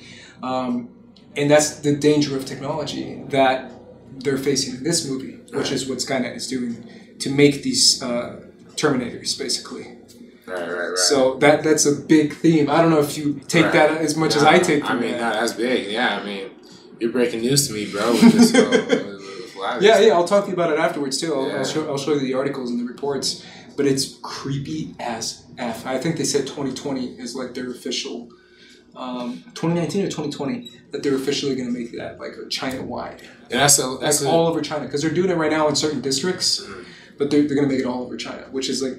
China's like the biggest country in the world. Right, so it's like, yikes. That's wild. Yeah. I mean, surveillance. I mean, that's a big thing that we're dealing with in the U.S. too, right? True. I think that's a big theme in this next movie, which is True Lies. True Lies. Let's get into it. Starring Mr. Arnold Schwarzenegger. Jamie Lee Curtis.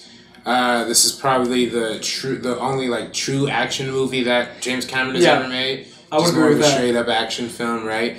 I mean, this one is more about it's kind of the same setup as Mr. and Mrs. Smith, right? Like the husband and wife, they're both spies, and they both have like these undercover operations to if one is cheating on the other and all this kind of stuff. It's just super fascinating and weird and crazy. But I really dig this movie, man. Yep. This one is much more of a fluff piece, I feel like, but it's so awesome. It's so weird. Like, you think it holds up? I think it holds up. Yeah, I really enjoy it. I love the scene when Jamie Lee Curtis is like doing the whole dance show in front of Arnold, like, and Jesus, Jamie Lee Curtis, man. Yeah. I mean, she was looking good back then. She's looking good now, bro. Oh yeah, still do. Also, I was going to go back to the Piranha. What I said about Sigourney Weaver. Sigourney Weaver, though. Jamie Lee Curtis. But yeah, this one. I also really love the scene, and this is a really silly scene, but I think like a lot of comedies actually like took from this moment, like when Arnold is driving with the dude in the car, and he's like, "Oh yeah, I was banging this totally hot chick," and like of course he's talking about like Arnold's wife, and like you just go to like the whole like the whole thing where like Arnold punches him in the nose and he's like bleeding out and all this stuff. And it's just like a dream, and it just cuts back. It's just like them normally driving. It's like a dream sequence. I don't know if you know what the scene I'm talking about. Yeah, I know exactly. Yeah. I don't know. To me, that's like, what he wants to do, but he's not doing. Yeah. It's just super funny to me. I don't know if. I'm sure other movies that did that before that. There's a lot. Yeah. But I don't know. For me, that movie like really like hit like landed that for me like really hard. But this movie is funny and brilliant, so I really appreciate it. What do you think about the biggest criticism of this movie? Not the biggest one, but the depiction of the terrorists and the depiction of foreign terrorists. Oh, right. What do you think about that? Yeah, I mean that's always going to be a problem. It's always problematic when we talk about. And the timing when this movie came out too is very interesting because it came out in 94. So it's a kind of. Because in 97, I believe, or 96, 97, I forget when Osama bin Laden's first terrorist attack was. I think it was 97 or something around that time. Late 90s is when he was starting to pick up some steam in the Middle East. Right. I mean, that's when it stopped being funny. I mean, at that point. But I mean, it wasn't funny to begin with, and those depictions of these foreign terrorists is like very hard, very awful and hateful and stuff like that. But I mean, I guess that's the story they want to tell during that time. I mean, during the 80s and 90s. And it works, that was right? all of them. Yeah, I mean, that was all of the movies. If it wasn't like Middle Eastern peoples, it was Russians and stuff like that. So it's an interesting question, right? When it comes to creating terrorists and creating villains in movies and making them foreigners and choosing what country. For many years, it's been Russians. Russian spy, Russian agent. There's a ton of movies that make Russian bad guys. Like Russian bad guys is almost like it's almost like a term now. Like people know what that is. Cliche. It's a cliche. Yeah. That's a perfect example. So Russian bad guy is the example. So it's interesting to see the development of now going into the Middle Eastern bad guys. And I know Arnold did a movie. I forget the name of the movie, but it was Colombian drug lord bad guys or Colombian military bad guys, which is funny because I'm Colombian. And it's something that we take kind of personally. Not necessarily. The reason why, and also talking about other movies, I've talked to you very openly, and I've talked about this podcast about Breaking Bad, making drug cartels, all Mexican. Like even the movie that's coming out, or that came out, Superfly. Yeah, and it's like this cool, hip hop gangsters versus Mexican cartel. Like it's always the Mexican cartel to the point where it's like, oh my God, we get it. We're evil. But it's one of those things where you're not evil. Yeah, I know. But what I'm saying is like after a while, because I watch a lot of shows that has that, and I'm cool with it. And Breaking Bad's a great show. But it's one of those things where after a while you're like, can we do something else? Can Latinos do something else? Or are we just gonna cut people's heads off? You know what I'm saying? Like, is that really going to be a depiction for movies in the past 20 years? Like, it's been that way for a while. So it's interesting to pick foreign villainers, and you always try to make it. I don't feel like they're necessarily coming from a bad place, the directors that do this stuff. But it's a very interesting point when it comes to always depicting people that way, or constantly, or seeing it in the media and seeing it covered by certain news cycles, and then seeing it in movies and fiction. It's almost like a reassert this feeling, to put that feeling inside Americans, to feel that certain way. Because when it comes from the media, and it comes from your fiction and your popcorn fun movies, it starts to kind of depict your lines, your depiction on what you feel towards these foreigners, basically. And it's funny because I recently saw the movie. I've never seen it before, but I was like, screw it, I'll watch it. What was the one with Aaron Eckhart, White House Down? Yeah, White House Down, yeah. Wait, Aaron Eckhart, no, I'm sorry, that's the one. Olympus Is Falling. Olympus Is Falling, yeah. And it's Koreans. Yeah. It's North Koreans. Yeah. And I just thought that was such a weird, I was like, yo, the North Koreans. Well, now they're the new enemy, right? Because they're the bad guys in the remake of Red Dawn. Red Dawn. You're right. That's right. I think that's the first one that did that too. The remake, I think it was like 2007. The remake or 08? It was like 2011. 12, oh, okay. Like that, yeah, but that's a good point. Yeah. And I mean that's just the way I feel like the climate is going to. They just follow what's the new. And I think Russian villains are going to be coming back. I'm sure enough. Oh yeah, they're already coming back. But in the movies, I've been watching TV and they're making a comeback, man. Yeah. Give Russians jobs or Americans that do Russian accents. Right. They're really. I just saw Atomic Blonde too. Yeah. Oh, yeah. But I mean, for the time period. Sure. Yeah. It's fun. I hope we chill on the North Korea stuff because, like, I hope we chill on the Russian stuff. Yeah. We have to chill on the Russian. Because I already know where I stand on that. Because I personally I like Russian people, man. I love Russians. Russians are awesome. And now we're in Russia for the 2018 World Cup. I really do feel like, there's a lot of effed up stuff that's going on in the high levels of the government. Obviously, I'm a big fan of Icarus.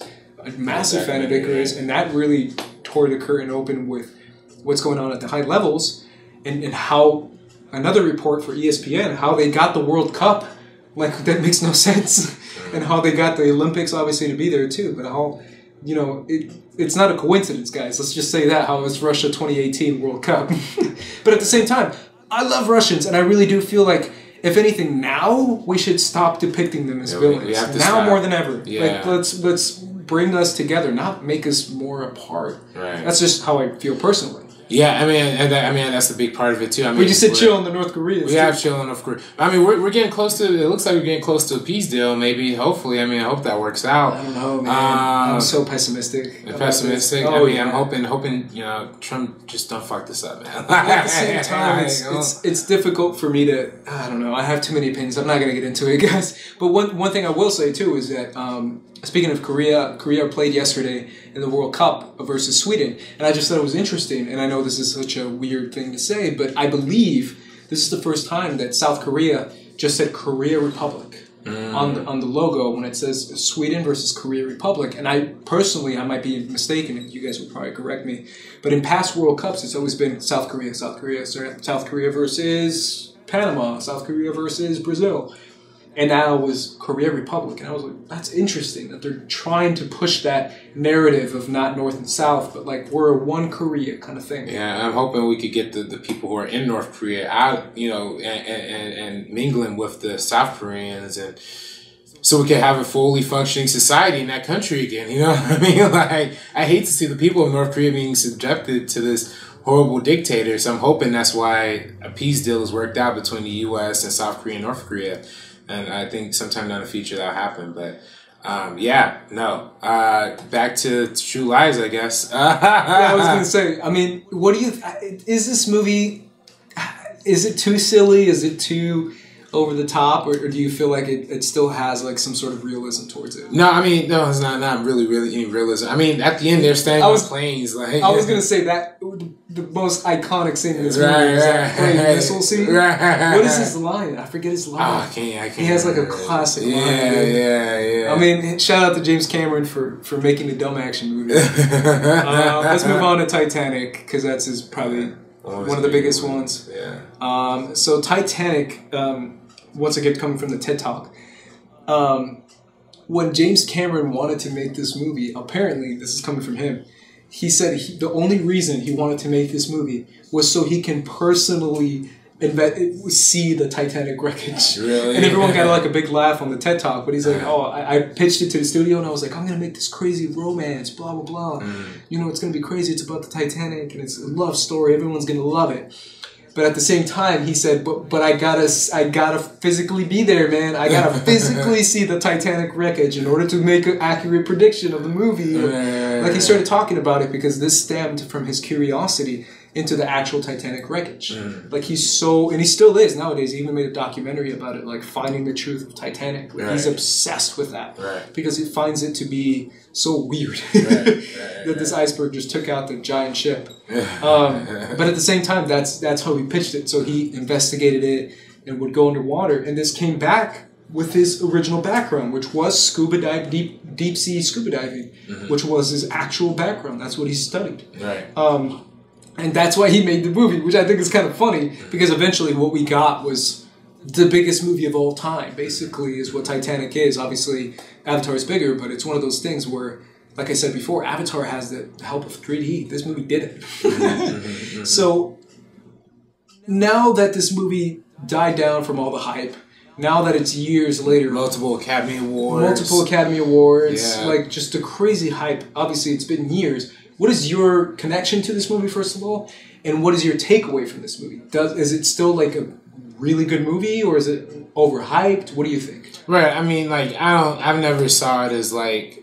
Well, I mean, it's definitely a classic in the sense that it is this thing that like took over the cultural wave, right? I mean, I wasn't part of that cultural wave. So, okay, so you were. So so there were a lot. I mean, I'm sure there were I was a little kid, but I still remember it. Yeah. I mean, I wasn't there for that. So, like, I don't know what that wave was at that time. But, I mean, you can still see the influence that it has on today's filmmaking, right? The epic romance kind of movies that, kind of eggs back to, like, the old Hollywood kind of sensibilities. Like, oh, this classic romance tales and these classic... these classic boats and yachts and all this stuff, but this is like a more postmodern version of that, where we see like the deconstruction aspect of it, right? Where like that romance is like literally split apart as the boat is, So I mean, it's cool. I mean, but like I like it a lot. I mean, I think it's a great movie. I rewatch it probably like once every couple years or something. But I just don't know if it's the best picture winner of of that year. Was it 1999? I think 7. 1997? Okay. I guess 1997. I don't know what else came out that year. So it's the year I was born. That's the year I came out. Hey. 21, baby. Man, that's 21 crazy. years ago. 21, man. Yeah. That's crazy. You're a child, man. Still a child. Yep. No, I also want to talk about, obviously this is the meaning of, I want to talk about there's a lot of concepts that James Cameron brings up in this movie, specifically immigration and foreigners, another concept of foreigners that we get, but it comes from obviously it's more about class than anything else. Yeah. But it stems from that. What do you think that the bigger themes are in this movie, whether it comes to class, whether it comes to different people from different backgrounds, immigration, high society, the rich get fatter while the poor starve kind of feel? Right. That's the bigger theme within the movie. Right. I mean that's what I totally took from it the most was the class, the wealth disparagement, like how this kid who is played by Leonardo DiCaprio has no money, he just won this free trip on a boat from a card game and ends up seeing the world with all these rich and fancy people. How much of a culture shock that is to him and how much he has to adapt to that. And how, and I always think it's fascinating too when you look at it from the her perspective, right? From the Kate Winslet side, who's this super rich girl who's super fascinated of what it's like to be poor and live on your own and be adventurous and not be spoiled and pampered and kind of be taken around, So it's just it's a weird dichotomy that this movie deals with, and it's a relationship to both the wealthy and the foreign, like you said, the not necessarily the foreigner, but the poor, the lower class people who can afford trips and extravagant, boat rides on the Titanic. So yeah, it's very classic by the numbers type of love story when it comes to like the rich girl falls in love with the young rascal. It's Aladdin. Right. I mean, right. I mean, we see this in a lot of other movies, right? Mm-hmm. When it comes to like the rich girl wanting to experience life down below, basically, and then falling in love with someone who she's not allowed to fall in love with. Right. And it's the whole Romeo and Juliet thing too, right? Except, in Romeo and Juliet, there was opposing gangs. And here it's opposing wealths, right? And how Kate Winslet's character of Rose is kind of split between the Leonardo DiCaprio character and her wealthy fiance, who's like a super dick, super abusive, and all that kind of stuff too. So it's just like, did she pick the rich but corrupted and evil, or the poor but satisfying and generous and all that stuff? So yeah, and it's also, personally, this is my takeaway. I also feel like it connects too with like, how does that, what you just said, deal in a tragedy? Mm-hmm. How do you deal with that situation when you're in a catastrophe, like the Titanic sinking or a plane going down, or whatever it may be, like some sort of disaster, a storm, a disaster type movie type feel, and within that is like this class system struggle type of thing, because that famous scene of that all the women and children, and then the freaking fiance is like, screw you, I'm going into the women and children boat because I'm a scaredy cat who's like, I got to keep my money, I got to be alive, and he doesn't respect the laws of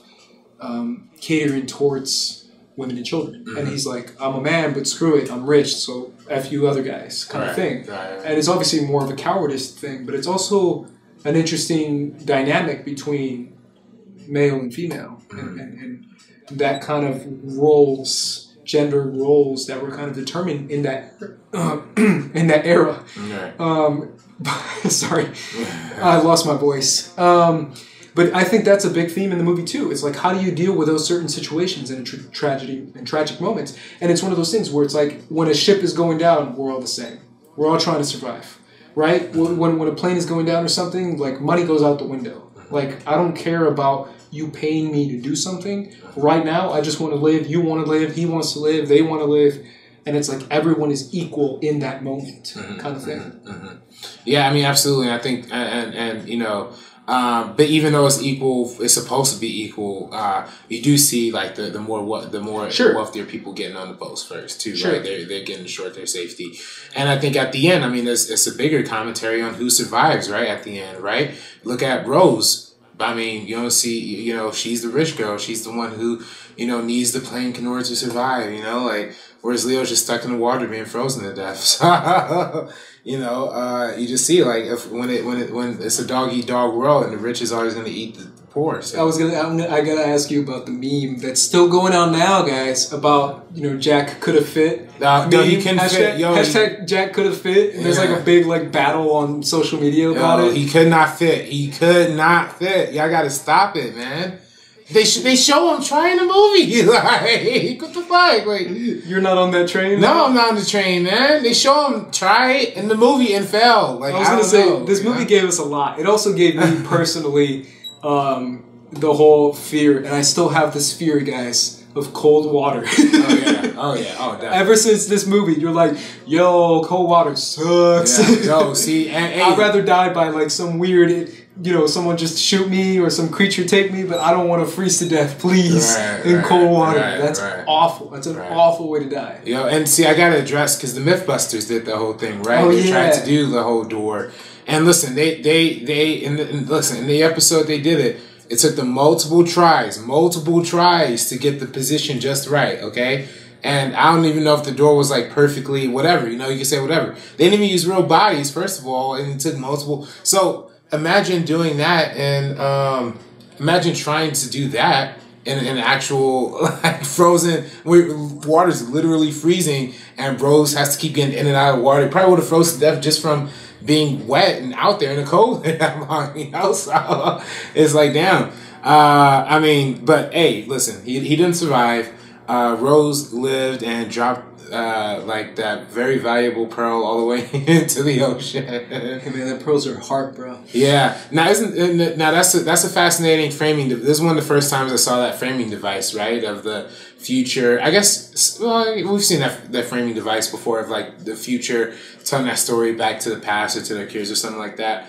But you know, I feel like the more modern approach is more reflective of like what James Cameron's mindset was, right? The whole sense of discovery. I mean, those dudes in the boats are just like, hey, we have to check. You know, the only reason they wanted it is to ask a bunch of questions to get more discovery about the Titanic. So it was just fascinating to me that, you know, when you talk about how he wanted to make this movie to finance his endeavors, it's just fascinating that he's so curious about the Titanic in and of itself. And that jumps off into my other conversation, which is, this is when James, and obviously watched the TED Talk, like I said before, but he said that this is what sparked he just had a desire, interest into investigate more, you know, deep sea diving discoveries. And he said that he did dozens and dozens of these, to the point where he took it upon himself to put filmmaking aside.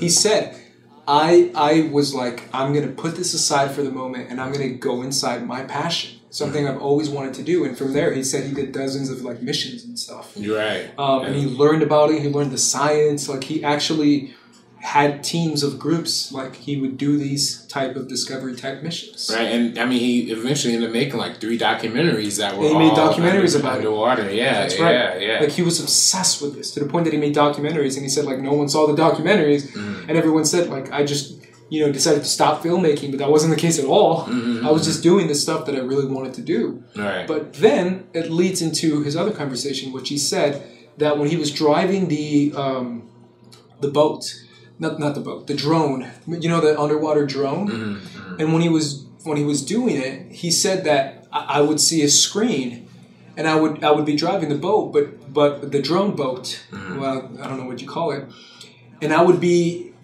going through the wreckage of the Titanic, and I was seeing it through the screen, but as someone who was going through it, I physically felt like I was that drone. Like, I was physically going through the wreckage, and those little apparatuses were my arms, my hands, my body. And it was a weird mental state that I was in, where I felt like I was physically in the Titanic, even though it was a ship that I was controlling through a screen. And that kind of leads to what he said, which is another concept of avatar, which is being your consciousness is inside this foreign body, this foreign thing, but you're still the one behind it. You're driving the wheel. Driver, right. And that leads into Avatar, which is the biggest movie of all time. The #1 worldwide box office earning movie is Avatar. And he said that he wanted to, first of all, make the biggest technological movie. Like, that was his big goal, to make, like, the most ambitious technology-type movie. Yeah.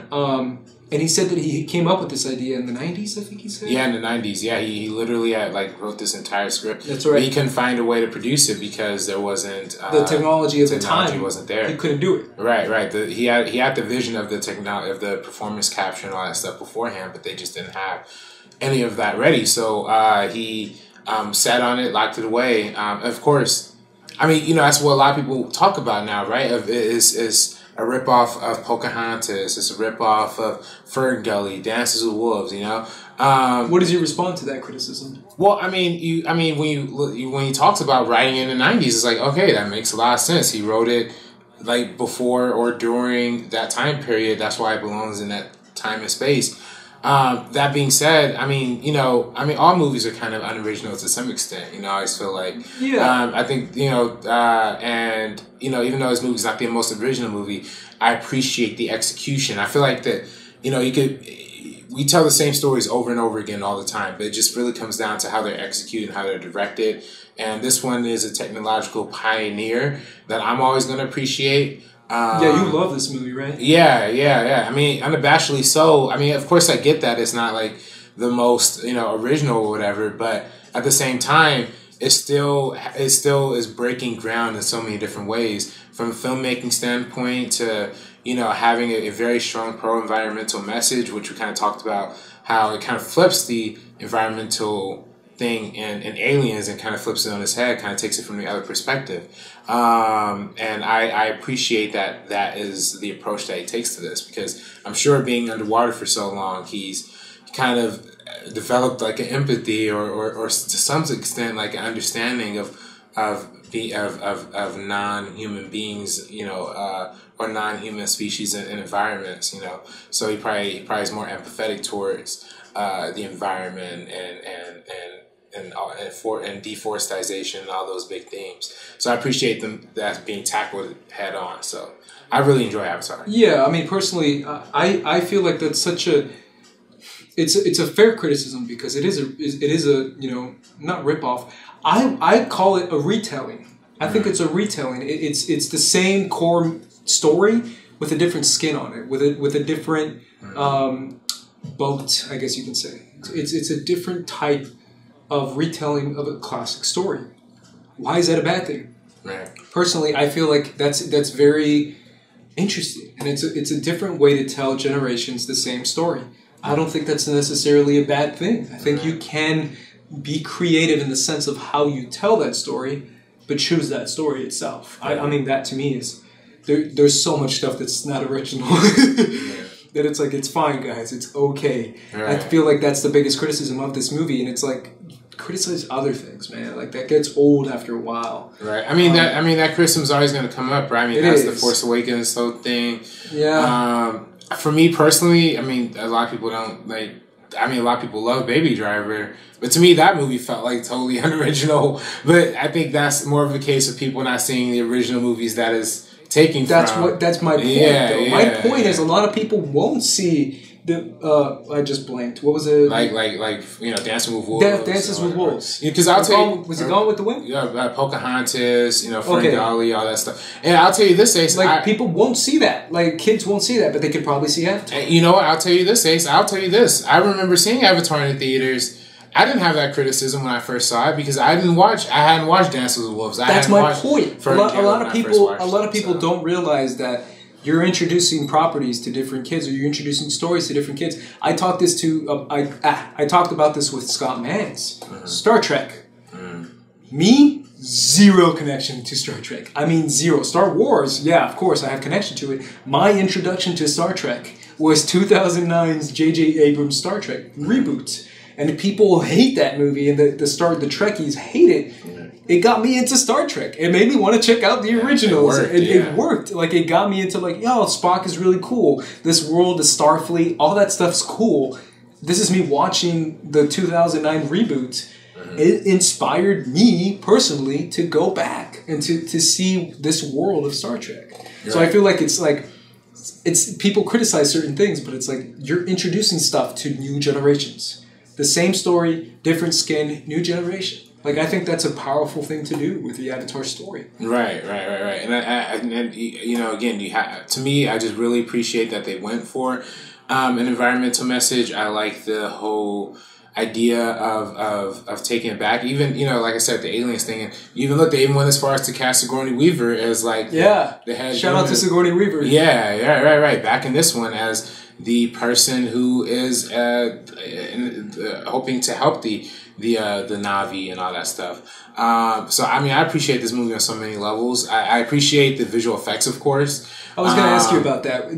When it comes to visual effects, this is one of the most influential movies.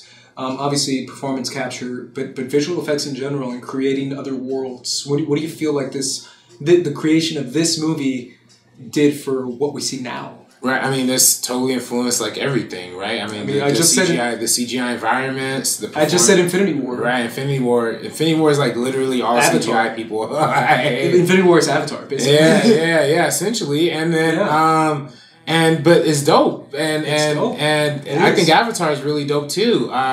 You know, a lot of people say the visual effects don't really hold up now. I don't agree with that necessarily. I think they still like hold up really, really well. There's that one scene that I always think back to when the giant rhino is like behind Jake and does like that weird like pan and zoom shot. And that's also a piece of technology that became a bigger thing after Avatar was the digital camera.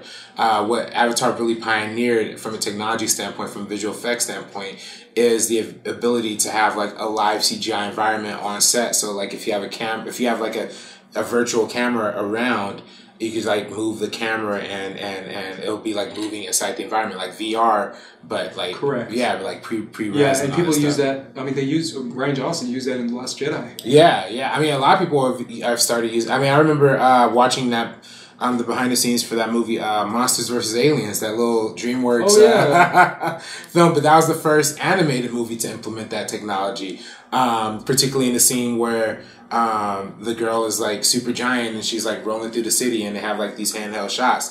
And Avatar definitely influenced it on that sense. And, you know, we can't, you know, talk about Avatar without addressing the elephant in the room, which is the 3D thing, right?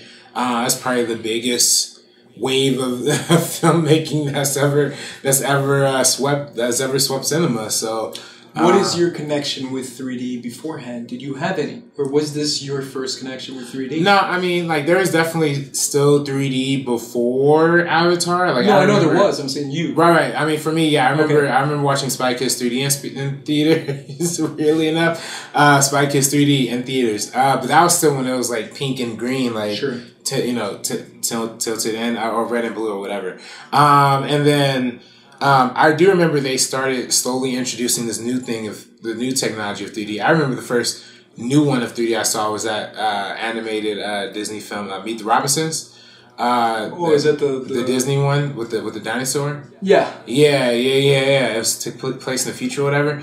Not the best movie, but that was the first one that like I remember them using like the Disney digital 3D was like the first time I remember really seeing that. And then Caroline was another one I saw in 3D. But then when Avatar came out, it just blew everything else out of the water and kind of took over the 3D conversation from that point forward. And, you know, there's some people who still to this day think that, you know, Avatar was boosted up and kind of, some people say destroyed the art of film by the installation of, you know, the digital projectors, right? Having digital projection instead of cellular projection, because when you project a movie in 3D in these modern days, it has to be projected digitally. So a lot of people also watching movies that are now all converted into 3D, right? Some of them are not, but most at least blockbuster movies have a 3D option or a 3D version.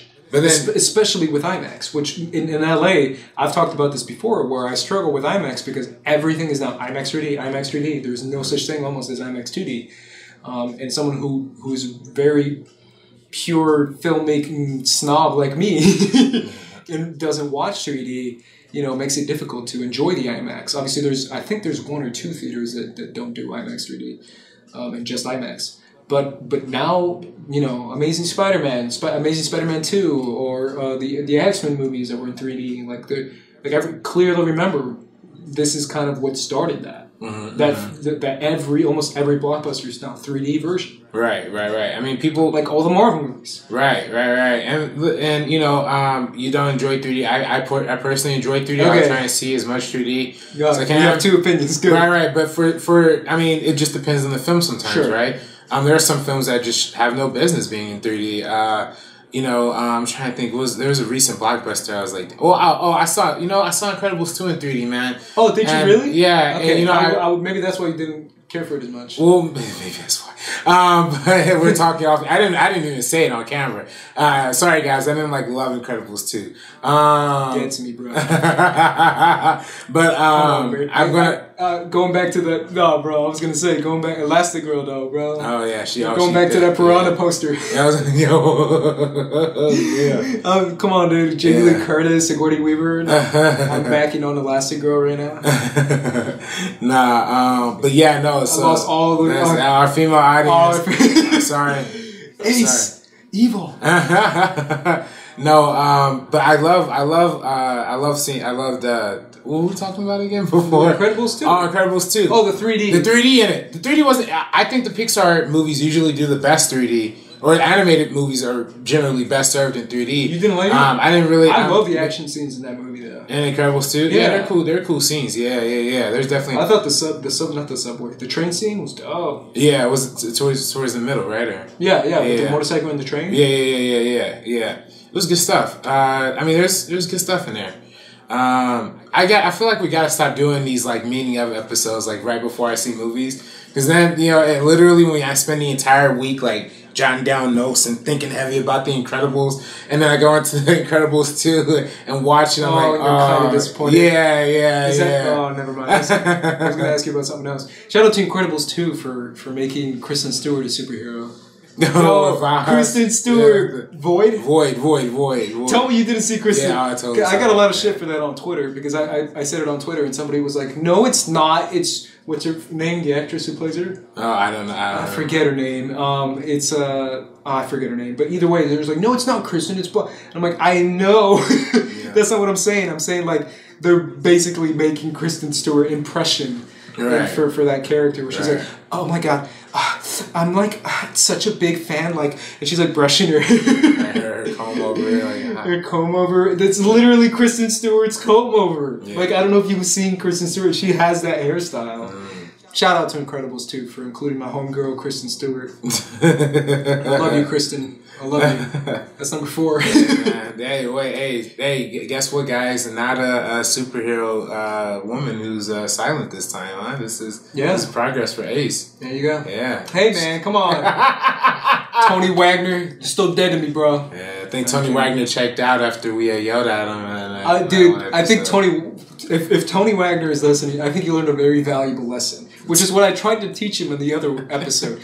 Ace crushes on everyone. I literally said Ripley and Elastigirl, Kristen Stewart. Yeah. I crush on everyone, bro. Yeah. I ain't got no biases towards any type of girl. Yeah, man. I've always had a big crush on Zoe Saldana. Let's get into that. So this movie brought about performance capture, and we got to see digitally created actors, not creatures, not Watto in Phantom Menace, not Dexter Jettster in Attack of the Clones, who was initially an actor as well on set. But the problem with that is that they just created an animation and then just used his voice acting. This is very different. This is very much an actor is acting that creature. They are that creature. Josh Brolin's, Thanos. That's Josh Brolin. That a lot of people still don't understand that concept fairly enough. A lot of older audiences might still think that's a CGI creature, but they don't know that that's an actual actor inside a suit acting that performance. Yeah. And it comes with those performance capture cameras that are directly in your face.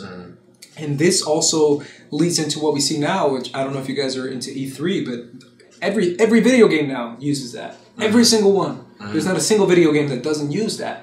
And it's a huge influence on what we see nowadays when it comes to the creation of movies that use performance capture people. And it starts with Zoe Saldana, who gives an incredible performance. Yeah. You see what I'm saying? Like, it's one of those things where she gives her all into this role.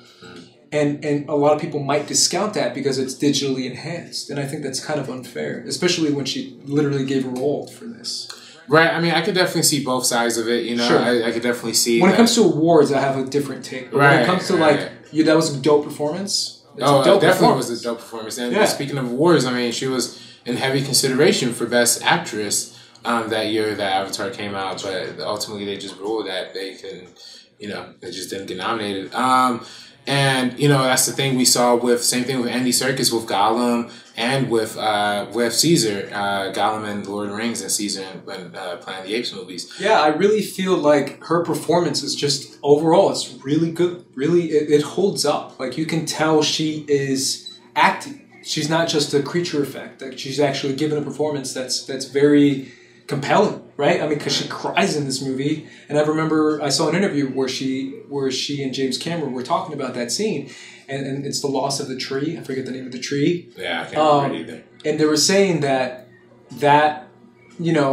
scene wasn't just losing a tree; it's something physical in nature. It was like you losing a family member. Like they have that kind of deep connection, right? Because that's the big theme in the movie is that their connection to nature is almost, biological. In sense, right? And that's kind of a theme that keeps coming up throughout the movie. Obviously, with the tales that everyone makes fun of. Right. I see you. Shout out to I see you. But yeah, it's a big step forward in what we're seeing nowadays when it comes to performance and performance capture. Right. So shout out to Zoe Saldana, my fellow Latina. Because we don't got that many, man. Yeah, we gotta point them out. Yeah, I mean, of course, she said some she's done some controversial things, but still appreciate her. Really? What did she say? Well, she didn't say anything. Oh, is it the Nina Simone gotcha. thing? Yeah. But hey, man, I still appreciate it. I'm super biased because she's super Latina, and I'm like, hell yeah. Like she promotes stuff in Spanish. Like she's dope, man. That's dope. Yeah, that's cool, man. Because a lot of Latino people like are just like, yeah, I'm Latino, kind of. But she's like very like she'll go to like the Dominican Republic. She'll like talk about movies in Spanish. She has like her own website that's all about Latinos, and I support her. But yeah, I'm with you on that argument though, on that Simone argument. Right? Is it Nina Simone? Nina Simone, yeah, Nina Simone. I'm with you on that. But yeah. Either way, shout out to Zoe Saldana. Yeah. At least for me. Because RB3, not paying. Still love you, Zoe Saldana, but yeah, man, for a movie, you said this is the movie that inspired you to get into filmmaking. Yeah. Can I know why? Well, I think it's the mixture of the technology and the message, right, and the story. Because growing up, I was studying like math and science and engineering, and my mother and my parents wanted me to pursue that as a career. But Avatar was but I've always just loved movies and loved storytelling and like loved acting and all that stuff in general. So Avatar was just kind of like the bridge in between that to a certain extent. So I always appreciated it on that level, on that front of it being a great, like genuinely classic example of the mixture of technological advancements and a really meaningful story and stuff like that. And meaningful filmmaking. Right? Yeah, meaningful filmmaking. The combination of the both. Right. Plus, I mean, just a really awesomely like cool looking movie. You know, there's not as many movies that look as good as Avatar does. You know, it's also James Cameron. I got to talk about the military in this movie, like we've done all episode. But James Cameron's exoskeleton military. Oh, right. Making a comeback from Aliens. Yeah, right. Again, exactly. It's like it's flipped around his head, and maybe that's why a lot of people don't like Avatar because it takes away from the original. You know, what they fell in love with him originally for. But I still think this is dope. This is my generation's, I guess, Aliens, of course. And I'm excited for 2, 3, 4, 5, 6, 7, 8, however many they make, you know? So hoping it's decent. Let's talk about Sam. Is it Sam Worthington? Sam Worthington, yeah. Let's talk about Sam Worthington. This is how he got his start, Mr. Australian actor Sam Worthington. That and Terminator Salvation. Yeah, but this was first, Cameron. right? I think that Terminator Salvation came out. Well, was it? Oh, I might be wrong. Sorry. I'm not 100% sure. Yeah. Actually, you might be right. I don't know. What are your thoughts on Mr. Sam Worthington, who's currently listening to this? They tried to make him a star. It didn't work out all too bad. Yeah. But it's Clash of Titans, man. That sank his career, in my opinion. That sank him. You remember those movies? Oh yeah, I remember. I definitely remember. Ooh. I mean, he seems like a nice guy. Yeah, I mean, he seems cool. I mean, hey, listen, he was dope and some. Actually, I can't really think of anything else that he's in, really, if I'm being honest. Terminator Salvation. Yeah, he was just a random dude in that, right? It was like a new character for Terminator Salvation? No, he plays the machine. It was Kyle Reese? No, he plays the machine. Was he John Connor? No. He just plays the original OG, like the T-100 or some shit. Oh, really? Yeah. Okay, I didn't know that. Mm-hmm. Wow, okay, well. No, he plays the first man experiment. The cyborg, the combination between man and machine kind of thing. Oh, okay. I don't think I ever watched Terminator Salvation. Oh, you didn't? No. RB3, man. Either way, he tried. Sorry, man. Shout out to Sam. I still like you. Cameron gave you 2 chances, bro. You still couldn't hit it. Hey, man. Blockbusters. Either way, shout out to Michelle Rodriguez in this movie, who plays the military. Very similar to Vasquez. Would you say that, Mr. RB3? Yeah, definitely very similar. Seeing some themes come out. Right. I see. Here's my final thing on Cameron. This is my final thing, so you can say yours. My final thing on Cameron is I really like where his head is at, personally. And I really like the directions he's taking, not only as a director, but as a producer. I know a lot of people might say, what about the Terminator movies? You're right. Those movies are awful. The new ones, I guess. And they should stop. They should just stop. Even though it won't. And I know, what's his face? Mike Miller? Not Mike Miller. Doug Miller? Tim Miller. Tim Miller. Yeah, Tim Miller. Tim Miller is currently in production making the new one, which apparently is going to be great. Fingers crossed. But the thing that stands out the most to me that Cameron is currently doing, that's going to come out November, is Alita Battle Angel, which apparently he has a very heavy hand as a producer with that movie. But Alita Battle Angel is a combination of 2 things I love: anime and Latino. Latino people. And the cast is super Latino. I was very critical of her face, which the lead character's face, played by, I'm going to look it up, but because for me personally, I just don't like, you're giving a leading role to a Latina actress, and then you're putting her behind a mask. And I know that's a digital mask, and I know that's something that Cameron loves doing.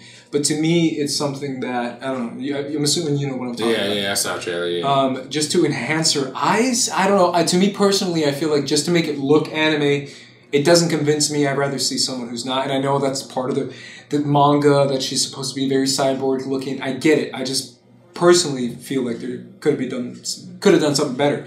However, I love the cast. It's Mahershala Ali, has Michelle Rodriguez, Isa Gonzalez, who I've talked about before.